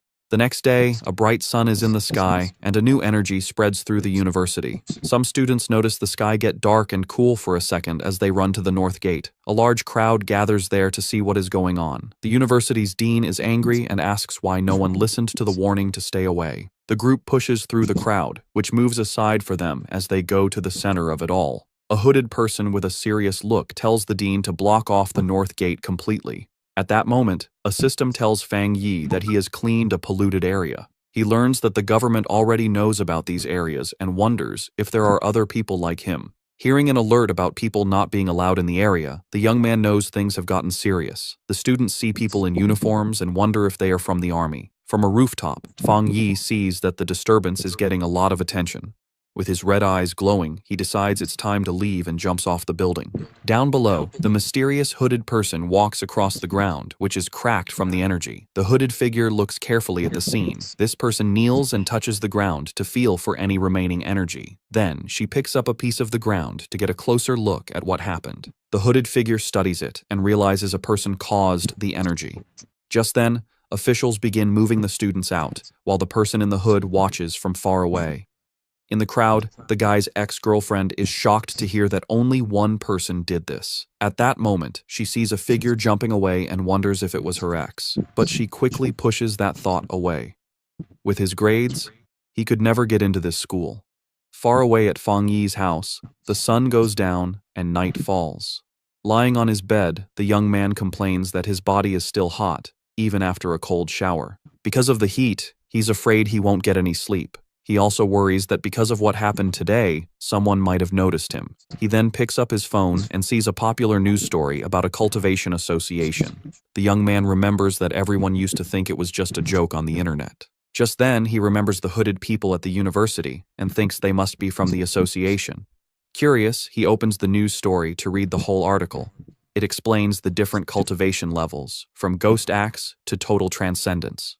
In the comments, people think it's a joke, but he wonders if the announcement is real. Fang Yi thinks about how he never knew any of this in his past life as a normal person. Sitting on his bed, he thinks about the Cultivation Association and decides to try his technique again. He closes his eyes and focuses to start his training. In that moment, he begins to sweat as a strong, golden energy flows around him. He starts to float in his room, surrounded by a bright golden glow. A light shines on him. The first step is to strengthen his body to hold the power of heaven and earth. He successfully controls the energy and shapes it into a divine axe. His eyes glow brightly, and he smiles, feeling full of power. The system tells him he has reached the Dushui level and gives him 50 more points. The guy remembers the points and reads the screen, which says a new path is now open. The system explains that the points can be used to put the compiled data into any object. He thinks about the idea of putting power into an object and looks at his mug on the table. He holds his hand out toward the mug with a golden glow of power. The system asks if he wants to use 1 point to put the Yang attribute on the mug. He realizes this is like enchanting an item to give it a special power. The young man thinks that if he did this to a weapon, it would become his own special item for fighting. He decides that having a powered-up weapon will be very important for what is to come. The guy then finds a small sword on his shelf and decides to try the power on it. He thinks that if the test works, he will buy a real weapon to be ready for the monsters. Suddenly, a strange noise from outside the building gets his attention in the middle of the night. Outside, a dark creature with huge claws is watching Fang Yi's apartment. With glowing red eyes, the strange creature shows its sharp teeth in the darkness. It looks like a giant demonic rabbit and gets ready to attack the building. But inside the apartment, the guy has no idea that danger is coming. Lying in bed, the guy feels uncomfortable from his new cultivation technique. With his red eyes, he wonders where the sound, which was like a rat, came from. He thinks the sound is not from inside or from the pipes, and it might be a neighbor's pet. Walking through the living room, he thinks that with his better hearing, it is normal to hear the neighbors. Then the guy focuses his hearing to listen more carefully to the strange sound, but he soon realizes something is wrong and becomes alert. Fang Yi goes to the door and comes face to face with the scary creature right there in the dark hallway. In the hallway, the strange creature with red eyes appears and glares at him, ready to attack. He is startled and recognizes the mutated beast. A memory from his past life scares him. At the same time, a drone flies over the city at night, showing that others know about the danger. On top of a building, a girl complains that they still have not caught the rabbit that ate a rare fruit. With a lollipop in her mouth, the young woman seems very calm and confident about the mission. She then orders her team to keep sending her updates about the target she is hunting. After that, the mysterious girl jumps from the top of the building to begin the chase. Falling very fast, she moves with ease between the huge city buildings. Suddenly, the young woman feels the mutated beast's power and realizes she is getting closer to it. With her eyes glowing, she finally finds the creature and gets ready for a fight. The mysterious hunter lands hard on a rooftop, moving with amazing skill. Running down the side of a building, she gets the order to chase the target no matter what. With a perfect landing, the young woman continues her chase without stopping. Jumping from building to building, she warns that the creature ate a special fruit and might evolve. Just then, a man working late sees something fast go by his window and is very confused. He wonders if he is seeing things, but his boss yells at him for just standing around. Meanwhile, the hunter stands like a shadow in front of the moon on the 65th floor. Back in the apartment, Fang Yi faces the strange creature, which screams at him. With his golden eyes, he knows his body has changed, and now he can fight it fairly. The creature then attacks with its claws, but the young man dodges with amazing speed. Fang Yi thinks that his body has really changed, and now he can see the attacks in slow motion. With sun energy in his hand, he wonders why a mutated beast is here so soon. He then remembers things from his past life and faces the monster. The guy knows the creature has not fully evolved yet, and the night makes it stronger and angrier. So he rushes forward to attack, because he has to stop it, or everyone in the building will die. Fang Yi manages to grab the creature with his hand full of energy. With surprising strength, the guy bites the strange creature without any fear. He holds the monster tightly, and his golden eyes shine with a cold, focused look. Then the young man spins the creature in the air and realizes its tail is its weak spot. Taking his chance, he grabs the beast's tail with all his strength. Fang Yi throws the monster against the window, and it shatters from the force. With his fist glowing gold, he gets ready to land a powerful punch. The guy shoots a beam of energy that hits the creature right in the air. The monster is then completely covered by the bright golden beam of light, but the strange creature grabs the golden energy with its claws and tries to take its power. Fang Yi then realizes the monster is trying to steal his yang power, and he fights back. He thinks the power of the sun is too strong and that the rabbit is just destroying itself. Soon after, a golden explosion covers the monster, which can't handle that much energy. In the building next door, a couple wakes up from the noise, and the man wonders if it was thunder. He then goes to the window to check, but sees nothing strange outside. Our hero lands on the floor, surrounded by what is left of his golden energy. The young man thinks that the creature was like a starving ghost trying to eat his power. After the fight, the monster's eye falls to the floor, letting out a weird black smoke. With a serious look, he stares at what is left of the creature he just defeated. Without thinking twice, the guy stomps hard on the eye, crushing the rest of the beast. He understands that the creature of the night was desperate for his opposite Yang-type power. The young man thinks that if he were normal, the monster would have easily eaten everyone in the building. With that, he knows he needs to learn more techniques to face the dangers ahead. Meanwhile, a mysterious girl jumps through the air in the moonlight, looking like a hunter. With amazing speed, the young woman runs very fast down the side of a building. When she gets to the scene, the mysterious hunter's eyes open wide with shock. Standing there in the middle of the night, she wonders if someone else defeated her target. Kneeling on the ground, she notes that the target has been destroyed, and that she will try to get the night attribute back. But as she touches the monster's remains, she is surprised by a golden energy that is still there. The young woman then feels a strong heat and a burning power that makes her pull back right away. The young woman remembers the energy from the university gate and understands that this is not a coincidence. After this discovery, the girl turns on her communicator with a serious and determined look. She tells her base that the target was taken out by a powerful new Forerunner with a special ability. A voice on her communicator asks if the same person cleaned the gate and killed the rabbit. A man confirms they have no information on this person, and that the association must recruit him. The silver-haired girl agrees with the plan. She then carefully puts the small flame of energy into a container on her clothes. Her boss tells her to stop her other missions and focus on finding the new Forerunner. At that, the mysterious hunter calmly unwraps the lollipop she was holding. The young woman puts the candy in her mouth and says she understands the new order perfectly. But before she starts the mission, the girl says she first needs to get some milk tea to relax. A voice on the communicator wonders who this mysterious person with so much power could be. The young woman agrees that the president was right, and that she needs to meet this powerful master. Feng Yi's day starts with the sunrise. He stretches, ready to train. He knows waking up early is good for his power, so he prepares for another session. The fighter uses his breathing method, taking in the morning's golden energy. As the energy fills him, his eyes glow with golden power. He enters the Ghost Axe realm and feels the technique's power appear. A sudden burst of energy surprises him. He realizes he's getting stronger again. Power flows through his body, and he focuses to control it. He makes a tight fist, feeling the energy now in his hand. He summons his key axe and sees that the weapon feels much lighter. He grips the weapon's handle firmly, ready to try out his new strength. The warrior lifts the golden axe over his head, preparing a powerful hit. He reaches the 2-star Ghost Axe realm, releasing his strength. His eyes now burn with golden flames, showing his new power. Feng Yi's body feels much stronger and tougher after this change. He grew stronger so fast because he used the extra energy from his last power-up. Feng Yi decides that from now on, he will level up slowly and carefully, one step at a time. But his growing power gets a lot of attention, so he needs a more private place. In the association's office, a man feels something strange in the air. He sees the change in the sun's energy and wonders if it's the new guy again. Feng Yi finds a quiet spot by a river to continue his plans. A system screen appears, and he confirms he will add a special quality to his weapon. He remembers trying this with another item, but it couldn't handle the power. This time, the new blade works with his energy, making a strong connection. A system message confirms the item encoding worked. Excited by his new weapon, he gets ready to test its amazing power right away. The test result shocks him with the incredible power the sword let out. A huge golden beam of light shoots from the blade into the sky. The warrior lands with his sword in flames, feeling the power flow through him. He almost starts a fire with that swing and sees how dangerous his strength is.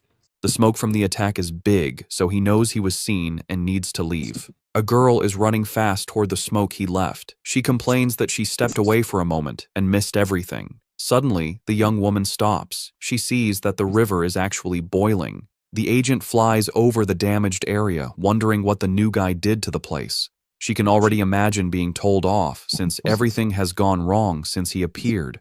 Just then, a golden flash in the distance catches her eye, and she becomes curious. The hunter is shocked by what she senses. This shouldn't be possible. His power level jumped from 1 star to 2 stars, and he even made a spirit weapon. The association only has 2 of those weapons, and the way to make them isn't fully known. The girl gets suspicious, wondering how he got this kind of power by himself. But she thinks she must be wrong, and decides to start cleaning up the mess he made. Far away, Feng Yi thinks about how his weapon now has the Yang attribute, but he wants more. The system can encode anything, so he plans to add more qualities to the blade. Suddenly, his phone buzzes. He has a message from someone he doesn't know. He completely forgot about being private, and now a stranger is inviting him to a pioneers group. He's shocked to learn that official members must be at least Ghost Axe realm level. The stranger talks about a new pollution zone and invites him to a group hunt. He asks for the location, and the stranger sends a file about the lava dragon of the Shadow River. The zone has lava, and the same yang attribute he has, so Fang Yi decides to accept the invitation. Far away in the Binmu district, a group is waiting for old Li's friend to arrive. One member says the girl's map was so good, he got there easily. The blonde girl thanks everyone for coming and tells them they need to work together. She is from the Cultivation Association and is disappointed that the pioneers here aren't very strong. What many don't know is that the Cultivation Association is a government group. Getting into the group was hard and required her family to ask for favors, so she hates to fail. Just then, one of the explorers sees the newbie arriving and calls him by his name, Fang.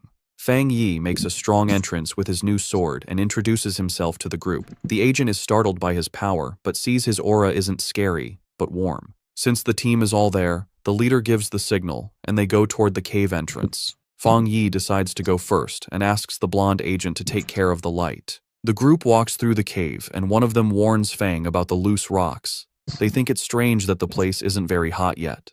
Fang Yi reflects on how quickly the team accepted him and feels that their friendship is real in these hard times. Fang Yi keeps moving forward, and the ground under his feet starts to change color, showing that danger is near. Suddenly, they get to a huge opening and are amazed to see a river of boiling lava right in front of them. Without hesitating, Fang rushes toward the danger, and the blonde agent yells at him not to be so reckless. To everyone's surprise, the warrior pushes his sword right into the lava. The explorers panic and scream for help. A fiery explosion throws the team back, and Fang Yi's system detects a worldwide problem and starts to analyze the information. As he plunged his sword into the lava, Fang Yi's system analyzed the anomaly, revealing a new power, the inner flame, with an extremely high internal temperature and explosive properties, and the Scarlet Flame sword technique, which unleashed its power when the blade was drawn, coating it in fire and lightning. Resolved, Fang Yi gripped his sword. His eyes and the blade glowed with fiery power, a perfect technique for his Tang sword. Below, the other explorers, thrown back by a previous explosion, watched in amazement as Fang Yi stood unharmed in a vortex of fire. Realizing his weapon was absorbing the lava's power, Fang Yi then used his script points to permanently embed the Scarlet Flame attribute into his sword, which now burned with energy. When the flame subsided, his teammates concluded he had suffered a small cultivation accident and had recovered. The group was euphoric, noticing the cave's spiritual energy had stabilized. One of them celebrated being able to absorb it smoothly, while another, on the verge of beginning his cultivation path, excitedly shouted Xiaoya's name.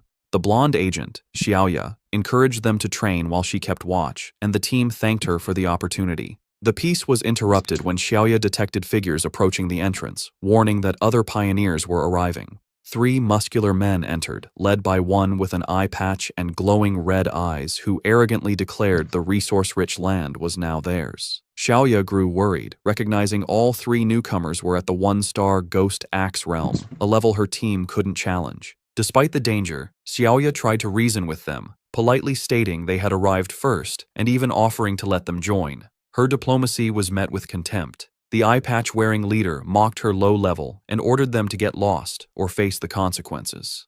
Xiaoya's expression hardened.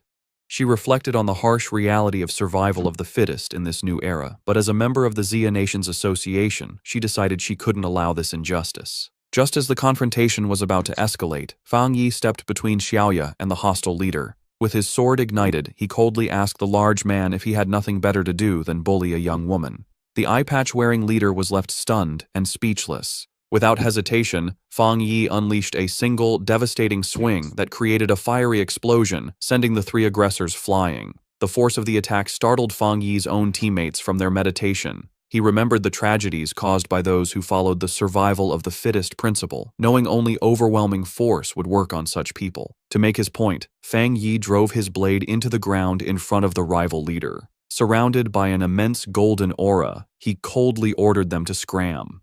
Terrified by this second display of power, the leader called Fang Yi a monster and screamed for his men to run as Fang Yi watched them flee. His teammates rushed over, buzzing with excitement over his incredible power. Fang Yi smiled, brushing it off and suggesting it was time to leave. As they left, Xiaoya contemplated the immense power Fang Yi had shown, realizing he had held back. Convinced he was a top-tier pioneer, she knew she had to report this major discovery to her organization immediately. The scene shifts to the Spiritual Energy Cultivation Association office, where a woman on the phone with Xiaoya repeated in surprise that another high-attribute pioneer had appeared. The office worker grew flustered, realizing she had said too much, especially with an imposing man standing behind her. She awkwardly hung up after confirming the report. The young woman cheerfully asked her gray-haired superior if they were lucky enough to have 2 high-attribute pioneers in a row. He, however, grimly corrected her that luck had nothing to do with it, explaining that every high-attribute individual is destined to become a new center of power, a responsibility that stressed him immensely. Under a sunny sky, Fang Yi returned to the city.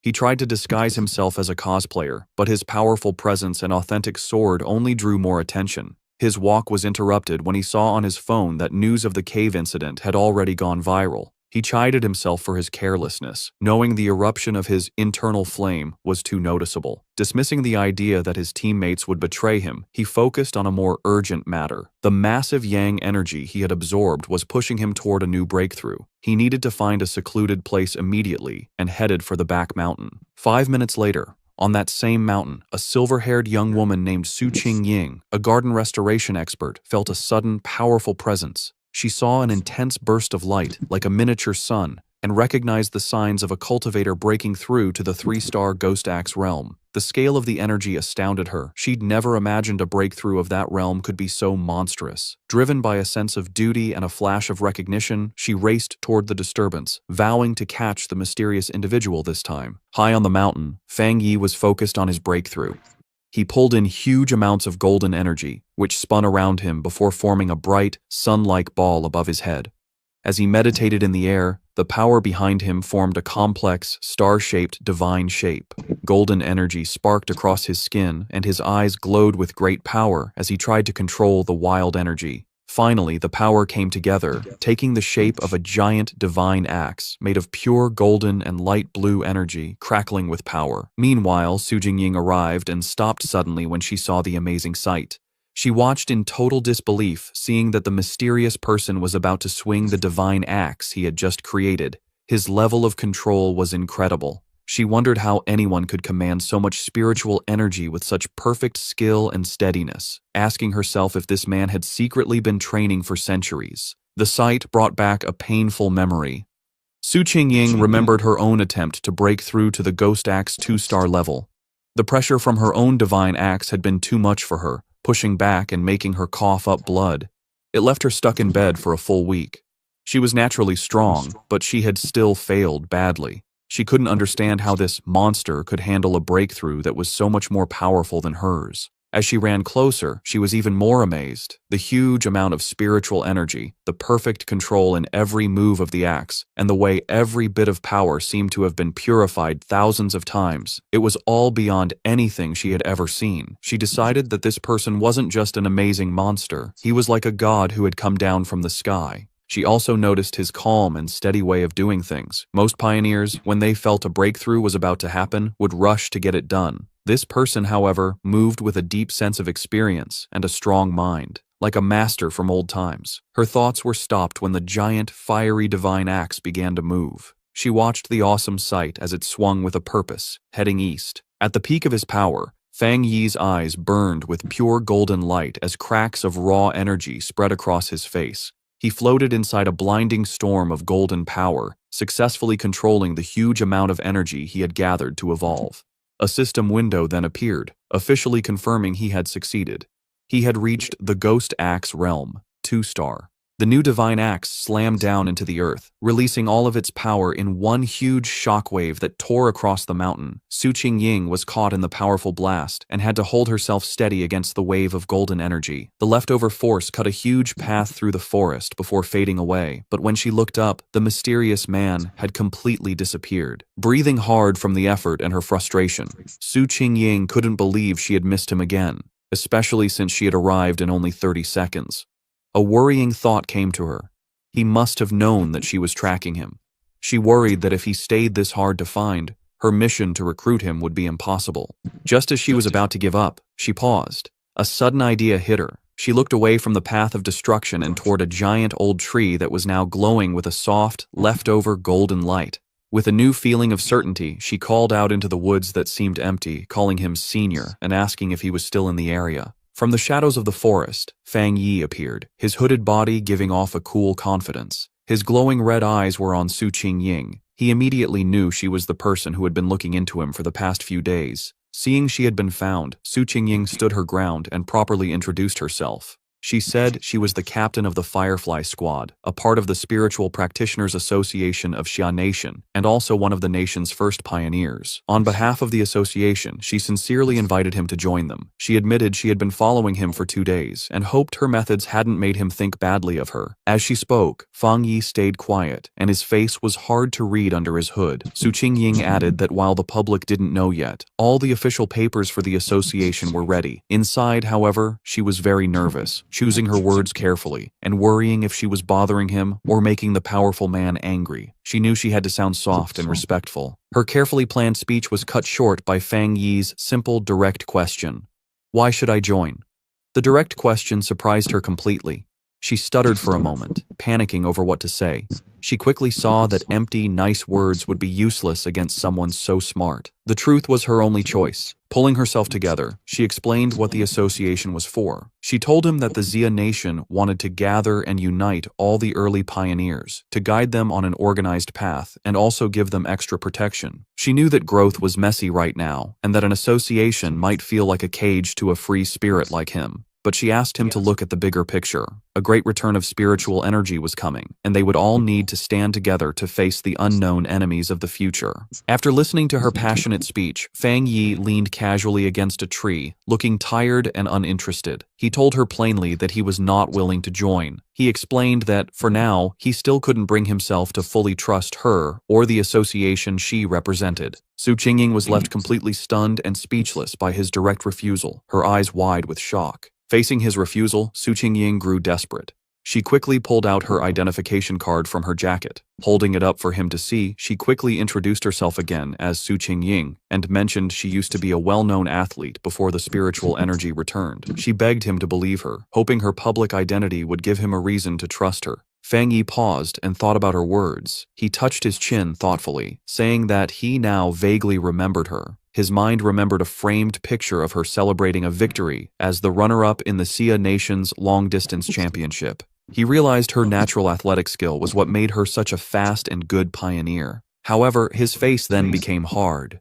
A dark memory from his previous life came to mind, showing a vision of a ruined city. He knew that in his original timeline, the Xia Nation's work, including the association, had failed in the end, leading to the end of humanity. Now that he had returned with his system, he knew he had to be part of the solution, but joining the association at this point was not the right move. Putting on a more thoughtful look, he looked back at a hopeful Su Qingying and confirmed that he did remember her. He told her he would think about her offer, and before she could answer, he jumped into the air and sped away from the spot. Just as quickly, he reappeared right behind a startled Su Qingying. He gave her a firm condition. She must keep his location a secret from everyone for now. In his mind, he studied her respectful behavior and guessed that the association was careful about upsetting powerful pioneers who weren't with them. He saw this as a weakness he could use. Su Qingying suggested a deal. She explained that the association had detected the energy from his breakthrough and that she had to file a report. She suggested sending a report that was a mix of truth and lies to protect his identity while keeping her bosses happy. After a moment of thought, Fang Yi agreed to her plan. Su Qingying tried to call out to Fang Yi as he agreed to her plan, but in the blink of an eye, he was gone. She ran down the mountain slope after him, but it was no use. Tired and annoyed, she walked alone on a forest path, muttering in frustration about how many times she had failed to catch him and how he was now trying to avoid her. She sighed, complaining about the tiring work of erasing the powerful energy signs he left behind after every incident. Her thoughts were cut short by a voice in her earpiece, telling her to stop worrying about the hard-to-find pioneer and remember the mission she was on. The voice seriously told her that the strange creatures had appeared again. Su Qingying froze, her eyes wide with shock as she asked if they were really back. A scary memory flooded her mind, showing her surrounded by a crowd of terrifying wolf-like creatures with bloody mouths and glowing red eyes. She thought to herself that she would never forget those strange, bloody beasts. The story explained what they were. Cold, evil, and bloodthirsty monsters, born from the pollution zones made by the spiritual energy's return. They got power from these zones, turning into monsters that ate humans. Some could even hide as natural disasters, killing anyone as they split up lands and made new pollution zones. If they weren't stopped, their very destructive nature would let them keep eating the human world until nothing was left. A heavy storm suddenly hit the city. The night sky wasn't lit by streetlights, but by constant violent flashes of lightning. Rain poured down, and red alerts lit up people's phones, warning of the severe thunderstorm and telling everyone to stay inside. Another alert announced that the Yuhuang Mountain area was closed because of flooding risks. From their windows, people commented they hadn't seen a storm this bad in years, with some joking that a powerful being might be facing a lightning trial nearby. Hidden in a rainy alley, Fang Yi watched the storm grimly, his red eye glowing. He could feel the huge amount of lightning energy in the air, recognizing its wild power. He knew this was no ordinary storm but another anomaly, with its power focused on a single point. His eyes scanned past the city buildings and locked onto a distant mountain peak that was being hit by lightning again and again. He had found the center of the storm. Without hesitating, Fang Yi raced into the downpour, leaping across rooftops as he sped toward the mountain. When Fang Yi reached the base of Yuhuang Mountain, his system immediately confirmed a pollution zone was detected. He looked up at the peak, but instead of its usual beauty, he saw a grim scene with skeletal remains scattered among twisted trees. Another system notice added to the danger, stating the pollution level was unknown. Still, Fang Yi moved forward without hesitating, walking into the dark, stormy woods with a determined look. As he got closer to the center of the storm, he saw a massive bolt of blue lightning strike the mountain's summit, lighting up the whole area. He had found his target. Inside the Spiritual Practitioners Association's command center, officials held a tense meeting. A large screen showed a vortex of blue energy over a mountain peak. An official reported that the danger on Mount Yuhuang was rising quickly, so they had to close it off and call it a new contamination zone. The grim-faced association leader said the situation was so critical, he had to pull Su Qingying from another important mission. He asked her to report on what was happening. Su Qingying told the officials that it was currently impossible to climb the mountain, as the unstable thunder energy was about to explode. Because of this, the area was officially classified as an A-level contamination zone. She continued with more worrying news. Based on how fast the energy was growing, the mountain would soon be an S-level threat, which would start their highest emergency plan. But she pointed out a major problem. Based on their data, no explorer they had could safely get near the area, admitting that not even she could handle it. A wave of shock went through the room, as calculations showed the mission would mean certain death even for highly advanced explorers. Facing this impossible situation, a man in a security uniform ordered the foot of Mount Yuhuang to be completely sealed off, with patrols sent out 24/7 to stop anyone from trying to climb it. The association leader firmly agreed. He declared they had to stop the threat by sealing the mountain and that no one could go near it until the energy concentration dropped. While the association thought Mount Yuhuang was too dangerous, Fang Yi was already deep inside the zone. Huge bolts of blue lightning crashed down around him. As the storm raged, Fang Yi stood firm, protected by a golden aura from his breathing technique. He knew, however, that just surviving the storm wasn't enough. To get the purest thunder energy, he had to climb to the center of the storm at the mountain's peak. His decision was fueled by dark memories of the past. He knew that the creatures they faced now were just the beginning, and even more terrifying monsters would appear in the future. He realized that his current fire-based powers were not enough for the challenges to come. He had to become stronger himself, not just rely on his weapon. Surrounded by the lightning, Fang Yi saw a rare and perfect opportunity to use the thunder energy to strengthen his own body. Fang Yi knew if he didn't take this chance to get stronger, he would face certain death from the disasters to come. His eyes glowing gold, he drew his flaming sword and, with a defiant roar, plunged it directly into a massive bolt of blue lightning. The wild energy surged through him, causing terrible pain, but his face remained determined. His body shook violently as the electricity coursed through him. He realized this thunder power was like a divine punishment, actively fighting against him. The storm was furious that he had entered its territory and seemed to demand that he give up. Staring at the chaotic sky, he wondered how he could possibly make such a raw force obey him. Then, he had an idea. He calmed himself and remembered his system's rule. To get a power, he had to touch the energy source. A golden aura exploded from him as he unleashed his golden sun breathing technique, determined to fight through the storm. With a loud roar, Fang Yi pushed forward, using his flaming sword to cut a path through the storm of blue lightning. The clash of his golden energy against the raw storm created a huge, chaotic explosion. Blood trickled from his mouth from the strain, but his eyes burned with determination. He knew this was a desperate gamble where he had to push himself to his limit, facing death in order to live. Finally, after a hard struggle, he reached the peak. He plunged his sword into the ground, cracking the rock as he arrived at the center of the storm. Here, the power was even more terrifying, a violent flood of thunder energy that made it hard to even breathe.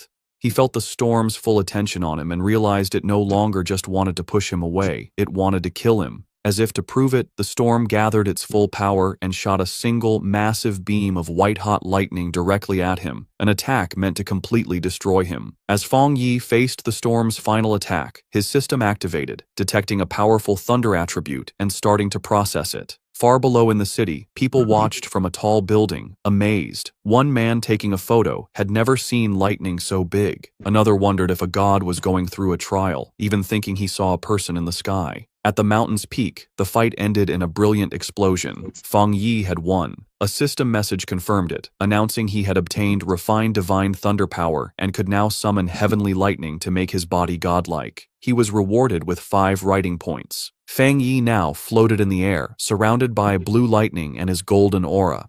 He understood his new power. The thunder attribute was a top-tier force for both attack and defense. Unlike his sun power, which was mostly for defense, the thunder could refine his body and turn it into intense energy. He decided that the thunder was now his spear and his shield. He also realized the power wasn't just about destruction, it was also about purification and rebirth. He could feel the energy strengthening his bones and muscles without any pain. The system then offered him an upgrade to punish evil, which would grant him double critical damage, asking if he wanted to use writing points to get it. Landing softly, Fang Yi thought about what to do next. His first thought was to put this new thunder power into his Tang sword. He considered it carefully. While it would make the blade stronger, he worried it might mess with the purity of the sun attribute already in it. He also knew that putting too many different powers into one item could damage or even destroy it. Suddenly, he had a brilliant idea. Looking at his hand, he decided to do something different. He would implant the thunder attribute directly into his right hand. The system immediately responded, asking if he wanted to put the thunder attribute into the chosen item. A confident smirk appeared on his face as he gave the command. Instantly, all the wild blue lightning in the air rushed into his right hand as he claimed the storm's power for himself. The next day on the storm-damaged peak of Mount Yuhuang, the immediate danger was gone. Below a cliff, Su Qingying and an army officer named Major Han Li stood over numerous figures in body bags. Su Qingying reported that the contamination zone's energy had strangely dropped from its most dangerous level to a mild level in just 3 hours, though some electricity was still in the air. Major Han Li listened and immediately figured out what had happened. Someone had been there. It was a seeker, a person who actively looks for these dangerous events. Su Qingying was shocked, wondering if another seeker was involved and if they could have survived. She knelt and looked for clues but couldn't sense anything, guessing that the heavy rain had washed away any evidence. She concluded that the seeker must have left the mountain safely around 8 p.m. the night before. Major Han Li agreed with her timeline.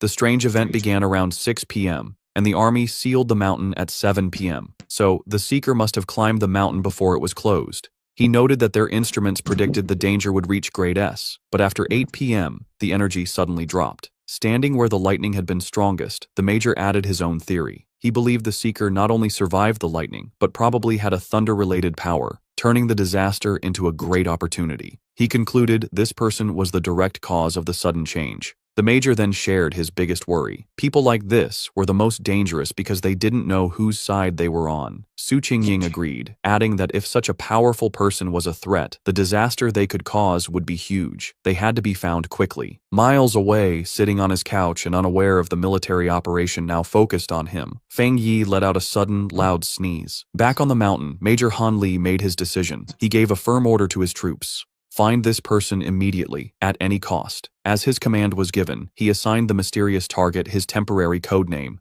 The Tyrant. The investigation on Yuhuang Mountain started right away. The army hoped the Spiritual Practitioners Association could recruit the mysterious person codenamed Tyrant soon. In the meantime, they would keep all information about the event secret and start their own investigation. On the Rainy Peak, the association leader told Major Han Li that they already had a high-level pioneer trying to make contact. He then turned to Su Qingying and ordered her to give her report to the major. Su Qingying was caught off guard by the order and gasped in panic. Forced to think fast, she began her half-true report. She connected the current incident to the pioneer who had recently cleared the pollution zone at a local university. Inside, she was panicking, terrified she would say something wrong and reveal her deal with Fang Yi. She explained that she had been trying to contact him, but he was hard to find. She mentioned finding the body of a mutated rabbit he had killed and correctly identified his Yang Flame attribute from the evidence. She finished by promising to do her best to get close to him and find out how he had cleared the university's gate. She silently prayed for help, knowing that mixing truth with lies was her only way to make her story sound real. Major Han Li listened closely, thinking about what a pioneer with a Yang Flame attribute meant. He seemed happy with her report and thanked her for her hard work, calling her a talented young pioneer. Su Qingying gave a sharp salute and replied that it was her duty. With the meeting over, Major Han Li mentioned they would release fake news about natural disasters to hide the event from the public. He also said he disagreed with posting spiritual energy information online where bad people could use it. As the officials talked, Su Qingying quietly sighed, relieved that the tough questioning was finally over. Back at his home, Fang Yi used his golden sun breathing technique to easily dry his white hoodie, making it glow with a warm light before holding it up, perfectly clean and dry. After putting it on, he checked the changes in his body. Even after adding the powerful thunder attribute, he could still feel a clear difference. He looked down at his right hand, which now sparked with blue lightning. It had completely changed, becoming the strongest part of his body and getting a huge boost. As he flexed his fingers, making small balls of lightning appear, he could feel that he was close to another upgrade. What surprised him most was how the once wild thunder attribute had become as calm as a kitten after being added to his body, letting him control it freely. He compared this to the terrible pain he felt when he first unlocked the Yang attribute, and wondered if the energies got weaker during the process.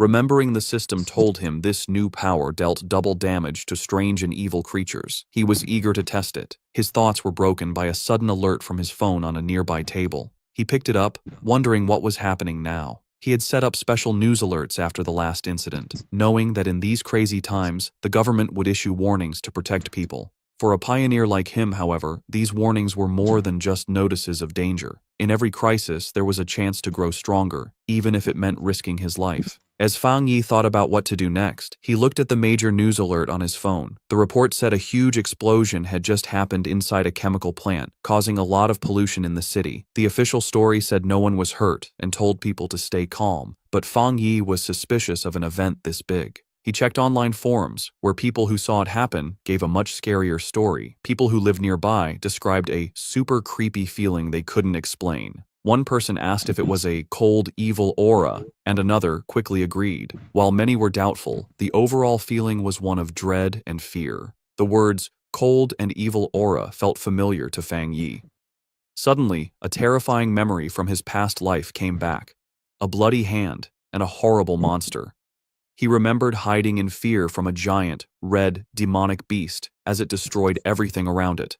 The creature, a gross, multi-eyed rat-like monster, was a threat he knew too well. Back in the present, he looked serious. He remembered the nature of these creatures. They were plants or animals that changed in a strange way after becoming self-aware, their power going wild and giving them terrifying hunting and killing abilities. They loved to appear in the dark of night. Realizing this new threat was 100 times more dangerous than the mutated rabbit he had fought before, Fang Yi knew he had to do something. Clenching his fist, which sparked with his new blue lightning, he decided he would go out that night to stop these creatures from surviving and getting stronger. Standing up, he was surrounded by blue electrical energy. It was time, he decided, to test his new 200% critical hit ability in a real fight.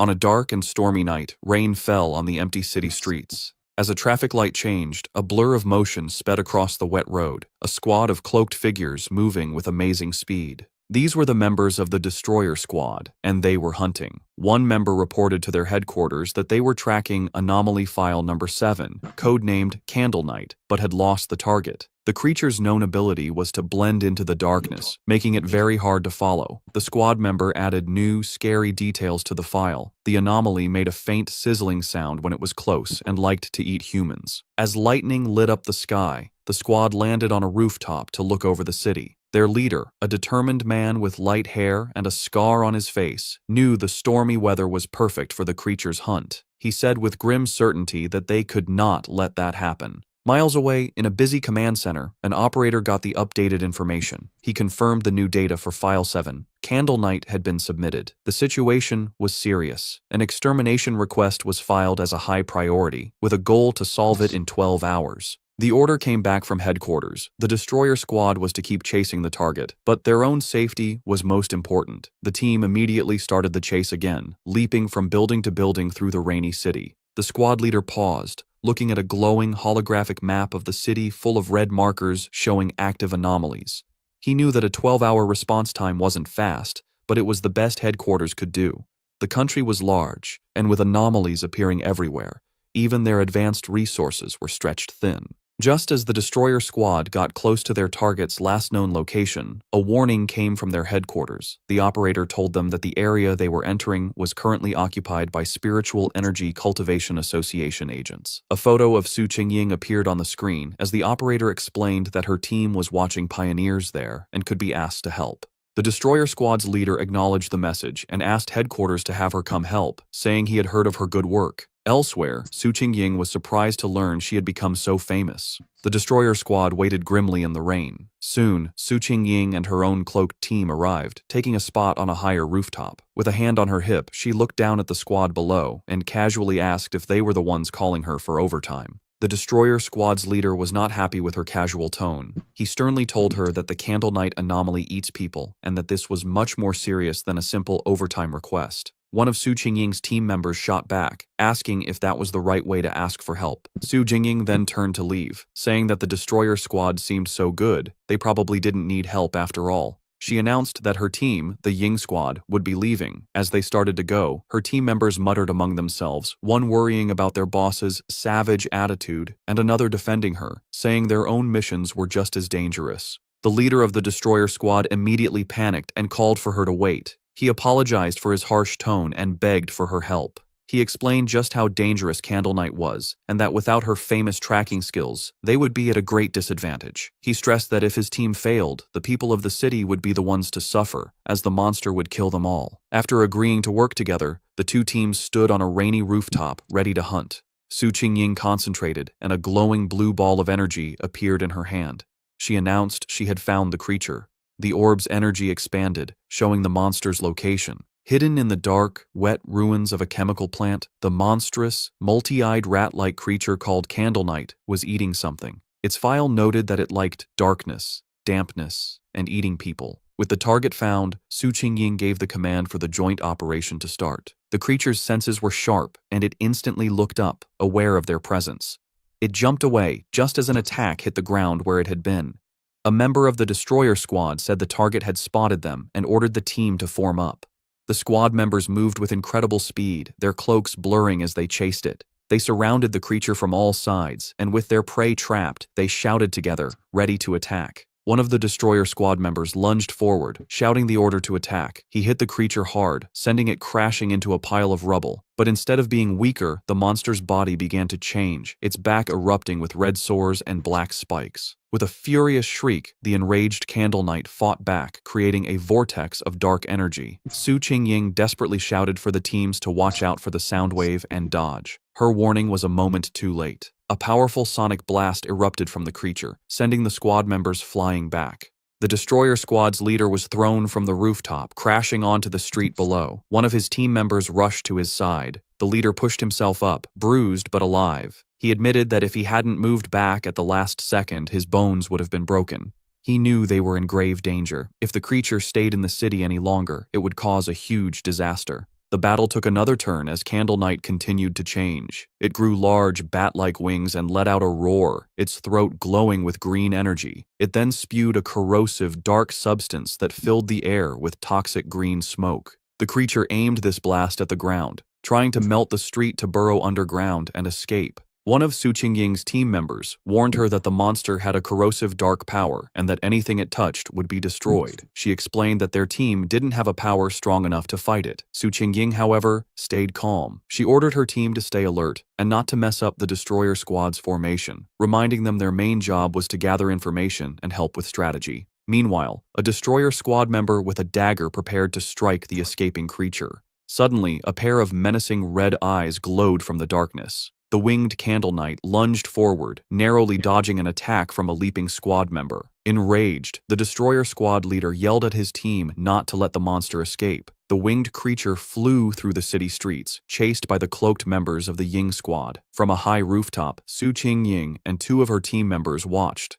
Suddenly, she sensed a sharp increase in spiritual energy from the creature's direction. Realizing something important was about to happen, she ordered her team to stay outside while she followed it in by herself. The chase led them to a large, dark, abandoned factory. Inside, Su Qingying said she would scan the area's spiritual energy. The destroyer squad's leader noticed the advanced watch on her wrist. She confirmed it was a new device from the association, explaining that the watch showed the energy level a squad could safely handle was 50. Candle Knight's reading had been just 48. Suddenly, the device on her wrist began to flash wildly, the reading shooting past 80. Su Qingying shouted that the energy levels were going crazy. At that moment, a massive, shadowy form with glowing green eyes appeared in the rafters above. They had been led into a trap. Su Qingying realized with horror that there was more than one creature in the factory. The shadowy, monstrous face of a new creature loomed behind them. The destroyer squad's leader panicked, yelling that they needed to retreat immediately. Taking charge, Su Qingying suggested a tactical retreat toward the main door to force the hidden enemy to show itself. She fired a blast of energy to clear a path, shouting for her team to follow. But before they could escape, she cried out in pain and collapsed, her senses overwhelmed by an invisible poison gas. Su Qingying suddenly found herself alone in the vast green darkness of the factory. She called out to her team, but no one answered. She knew they were nearby, but the poison had made them unable to sense her.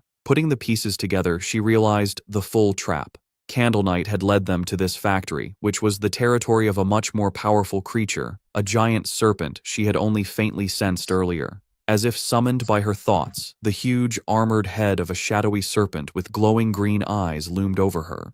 She now understood that unlike Candle Knight's simple dark power, this creature's black mist was a strong poison, and they had been breathing it in since they arrived. The gas worked silently, paralyzing its victims while draining their spiritual energy.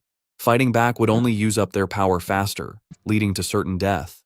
She could feel her own spiritual energy was almost gone, and without it, she knew she would soon be another victim.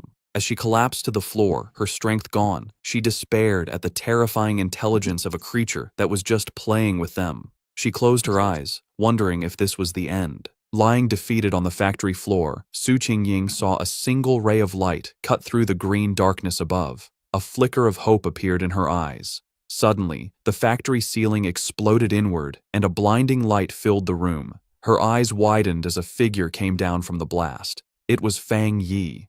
He landed gracefully in the rubble, his hooded figure standing out against the glowing hole in the ceiling. He stood before the giant serpent, immediately identifying it as a dark attribute creature. Without warning, the serpent lunged, its massive fangs aimed at him. At the same time, the Candle Knight monster burst from the shadows, attacking from behind. Fang Yi dodged the serpent's attack and came face to face with the growling rat-like beast. As the two creatures closed in, he finally understood the full trap he had walked into. In a shocking move, Fang Yi let the Candle Knight monster bite his shoulder. As blood splattered, he noted their surprisingly smart tactics, one creature for luring prey, the other for killing them. He taunted the beast latched onto him, asking if it enjoyed biting people so much. In response, he unleashed his new power. Bright blue lightning erupted from his body as he challenged the monster to taste his thunder property. At the same time, he fired a massive beam of golden solar energy from his free hand, which hit the lunging serpent head-on. Now, covered in crackling electricity and free from the stunned rat creature, Fang Yi turned his full attention to the serpent, unleashing a flood of golden flames as he challenged it to see how well it could handle fire.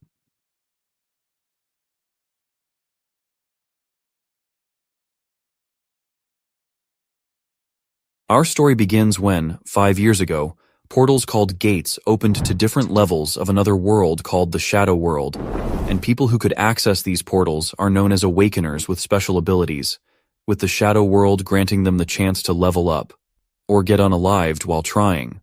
Right now, a particular team is in the Black Ruined City of the Shadow World, and they're having a lot of trouble dealing with some monsters. A magician crybaby named Su Tao Tao is about to get slapped by a monster, but is saved just in time by a swordswoman, Lue Shui. Another member of their team, Anya the Fighter, is also having trouble, as she realizes that these monsters just keep coming no matter how many they slice and dice, and their attack strength is running dangerously low too, probably because they've been fighting for hours now. The warrior, Zhao Haishan, has already given up on living and is ready to accept his fate at this point. Lu Feng, our MC, asks his teammates to release him from a protective barrier they had put him in because he's a newbie, which Lue Shui reminds him of, but he's going to have to join the fight sooner or later. And it's not looking like she has any other choice at this point in the battle anyway, especially when a much bigger monster appears.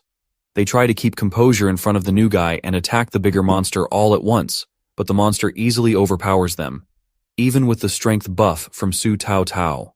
Lu Feng is no longer playing, now demanding that the crybaby Su Tao Tao release him from the barrier. She does as she's instructed, and just in time to save the busty princess, Lu Jue, who has lost her weapon and is about to become Monster Snack. He uses his sword and quite easily slices the monster like fresh butter, and naturally she's surprised that a level 1 newbie could pull this off, but he just tells her to shut her trap while he works. And he does fine work, slicing and dicing the monster with accurate attacks and elegant swordsmanship. The team members are beyond impressed and shocked that a level 1 newbie could do all this. Well, former level 1, because our boy just leveled up to 2 after he defeats that big monster. He then warns them of more incoming monsters from a nest nearby and tells them to run down a path to safety. They naturally wonder how he knows all of this, but they have to be alive in order to find out, so they obey him without asking questions. The busty princess has to ask our MC if he is really a newbie, even though she literally just saw him become level 2. So he reveals that the reason he knows much more than any of them combined is simply due to the fact that this is not his first day here, or second or third. He has actually been trapped in this world for a whopping 3,000 years. Or to be precise, he's been trapped in that day for 3,000 years. Years. Which makes absolutely no sense to her. Every day his time rewinds to the moment they got transported here, and the reason why he cares so much about them being alive is because every time, she ends up sacrificing her life to save his, so they're pretty much best pals. No matter how many times it takes, he's gonna save all of them, and he's dang serious about it. They still understandably find this hard to believe. But he's done more than fight the whole time he's been stuck here, as he reveals that he also spent his time researching everything about this world. From stats, professions, skills, even hidden elements. He's basically a Shadow World encyclopedia now. Lu Shui can't comprehend that Lu Feng is a literal god in this world. And she doesn't have the time to, as he commands them to run away while he goes to handle some business. He assures cute Su Tao Tao that he'll be back though, as he won't leave his best friends just like that, and zooms away with Godspeed. Meanwhile, somewhere else on the battlefield is a gun wielder, Ling Yu, who is definitely cooked because her twin babies just ran out of ammo, and the monsters aren't anywhere near done with her, but just as she's about to kiss her sweet life goodbye, a stranger rushes in to save her. Lu Feng gets there just in the nick of time, or she would have been just a pile of meat. He takes her by the arms and shoves her into an elevator, telling her to go to a warehouse where she'll find all the ammo she'll ever need, and the password to the lock. Before she leaves, she inquires about why he is helping her, and he reveals that they are actually friends. They just haven't met yet. Then he zooms off to make clean work of those monsters. It takes him 1 minute and 6 seconds to get everything done this time around, so he concludes that he's faster by just a second. Lu Feng's teammates begin to wonder if he played them after they run into a horde of monsters while running through the so-called safe path he showed them. But they have no other choice than to just trust him and push through. They're shocked to see him standing at the end of the tunnel, even after they had seen him zoom off in the other direction, and he assures them to just keep running till they reach the end of the tunnel, and to leave the horde of monsters behind them to him. With the click of a button, the entire horde blows up to smithereens, and it's quite the fireworks show. Too bad the gang can't stop to get a better look, lest they get caught in the explosion. But not to worry though, because our boy calculated everything, including the timing and radius of the bombs, so he knows that everyone will be safe. He takes them all to a safe place where they can watch all the chaos unfold from a safe distance, and asks if they believe him now. But even though they admit he's way too strong for a newbie, they don't quite yet. Maps and bombs aren't that hard to obtain around here, so pretty much anyone could do it. Anyone except them, that is. Such ingrates. Besides fighting, he's been doing a lot of learning too. From piloting a plane to medical techniques, even strategic games, you name it. Kakianya inquires if he's made any more pals in the so-called 3,000 years, and he indeed has. He knows most of the 100 people that were transported to this world at the beginning, but out of that many, only 7 are truly dear to him. They try to inquire more to satisfy their disbelief, but our boy has to cut this little interview short, as he has more important matters to attend to. The sun is about to rise again, and that means a restart for him, so he needs to send them all back to human land before that happens. Suddenly, a cable car starts working, which is weird, but Lu Feng had actually reworked the city's electrical system to start functioning at that very moment, like the OPMC he is. Somewhere else in the city, the level boss, Steel-Winged Giant, is wreaking havoc, and the Awakener's attacks do nothing to even slow it down, talk less of dealing damage. The commander realizes that the monster is way out of their league, and is about to order a retreat when someone casually makes a grand entrance. It's Lu Feng, and he's ready to get to work. The commander naturally doesn't want to allow a level 2 nobody anywhere near that thing, but has no choice but to take a back seat and watch an overconfident rookie player fall to his doom, after Lu Feng outright ignores him. Psych. Our boy's attacks deal serious damage to everyone's surprise, but he only cuts specific weak points, which are the fingers of the giant. After that, he predicts that it will go into the second stage, and just like he said, it enters a rope stage where it uses whips to attack. But he won't let it get to the third stage, Steel Wing, where he predicts it will release numerous sword attacks at once and instantly end everyone. Instead, to everyone's shock, he delivers carefully coordinated attacks at specific points on the monster, which makes it reveal its control center, which he quite easily finds and stabs. And that's the end of that. It falls apart and blows up immediately, and the commander can't tell if she just witnessed a level 2 player or a god in action. After the explosion, everyone is shocked to see that a level 2 rookie totally deleted a boss monster from existence. Everyone in 10,000 times the monster drops a sweet reward after slaying it, and our boy knows this one is going to drop a steel-winged giant mechanic egg, but too bad it's going to waste like it did every other time he repeated the day. With the boss taken care of, the level has been cleared and everyone will be transported back to human land after a minute. His teammates, who had watched everything from a safe distance like he intended, start to believe a little that he might actually be telling the truth. But they'd only truly know once they go back and don't see him. Meanwhile, our boy is gearing up for his restart, because every morning at 6 a.m. on the dot, or after the boss is dealt with, his day refreshes and he starts again. That has been his life for so long, and he closes his eyes to restart his cycle again, only to wake up and find himself in a normal human room. Lu Feng almost can't believe he's actually back in the land of humans. After so many years of repeating a cycle of fighting and death, he has finally returned to his Sweer home. His level and stats are still pretty much the same as they were after defeating the boss, that is, still very low, and the sweet bonus also came with him, sitting and just waiting to be cracked. It's a steel-wing giant's egg, and for some reason, the system doesn't know how it can be hatched, which is weird, because he doesn't know just one, but 7 ways he can go about cracking that bad boy. Just then, a knock comes from his door, and it's his adorable little sister, Lu Yao, who was extremely worried when her big brother decided to suddenly disappear for a whole day and his phone wasn't going through. Amidst her yapping, her brother ambushes her with a warm embrace, having missed her for thousands of years. But to her, it's only been a day, so it's nothing more than her brother being all weird as usual. She pushes him away and demands an explanation, and he makes up an excuse to get her to chillax. To butter her up even more, he buys her a repair set she's always wanted, and that does the trick because she switches moods and heads off to make him lunch faster than you can blink. Wanting to hop on her happy train, he makes a request, but she tells him not to push his luck with her. In the past, a car accident took their parents and his sister's ability to walk, so he swore then to make her walk again, even though the doctors had said it was basically pointless, and now he's actually gathered enough medical knowledge to pull it off. He casually floats the idea of doing the surgery himself while she's cooking, and she immediately turns it down, not wanting to raise her hopes up for nothing. Just then, the TV interrupts them, and the reporter is explaining how the gates came to be, and how the awakened must risk their lives to clear them. These awakened have supernatural abilities and can choose a profession and a gate to conquer.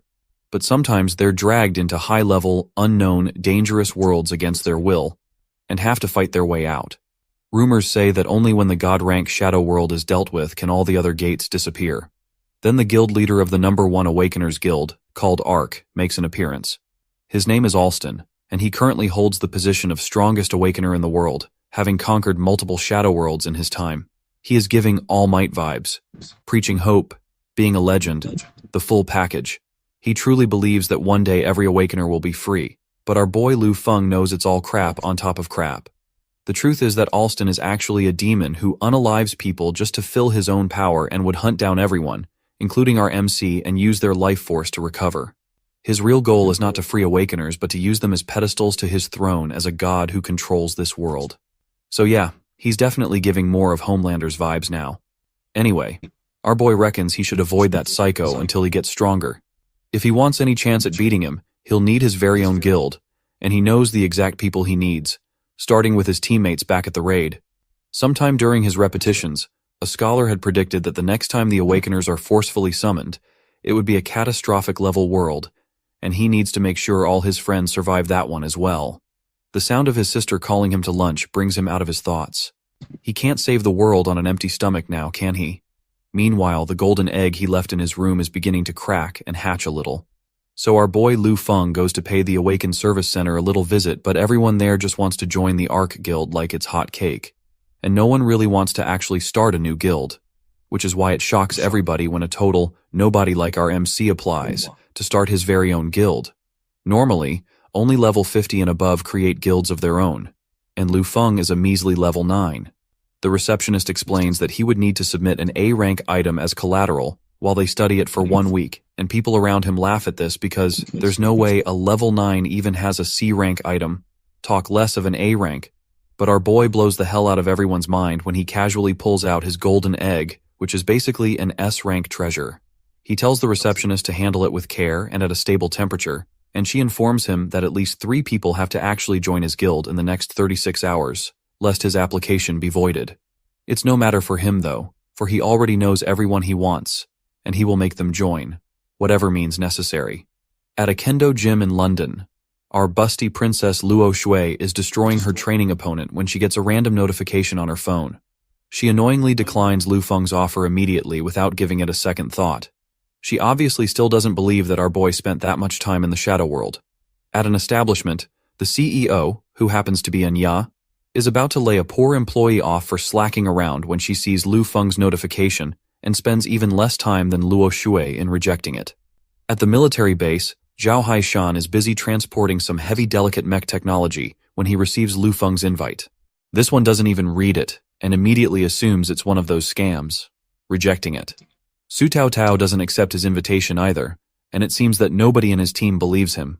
He'll just have to start with others first and circle back to them later. At a gang fight, some men hail Jia Ya as their big sis, while she single-handedly teaches the opposing team a lesson as she won't allow anyone to bully her underlings. Some guy has a fun idea and rains multiple bullets at her, but she stops each and every one of them with her ability, changes their trajectory, and shoots them right back at him. She then warns him to stay the hell away from her boys, uses her ability to pull him up, and shoves him at a wall. The boys hail her and glaze her real good, and she's basking in all the glory until a strong voice interrupts her. Yeah, this is what it is. Anyways.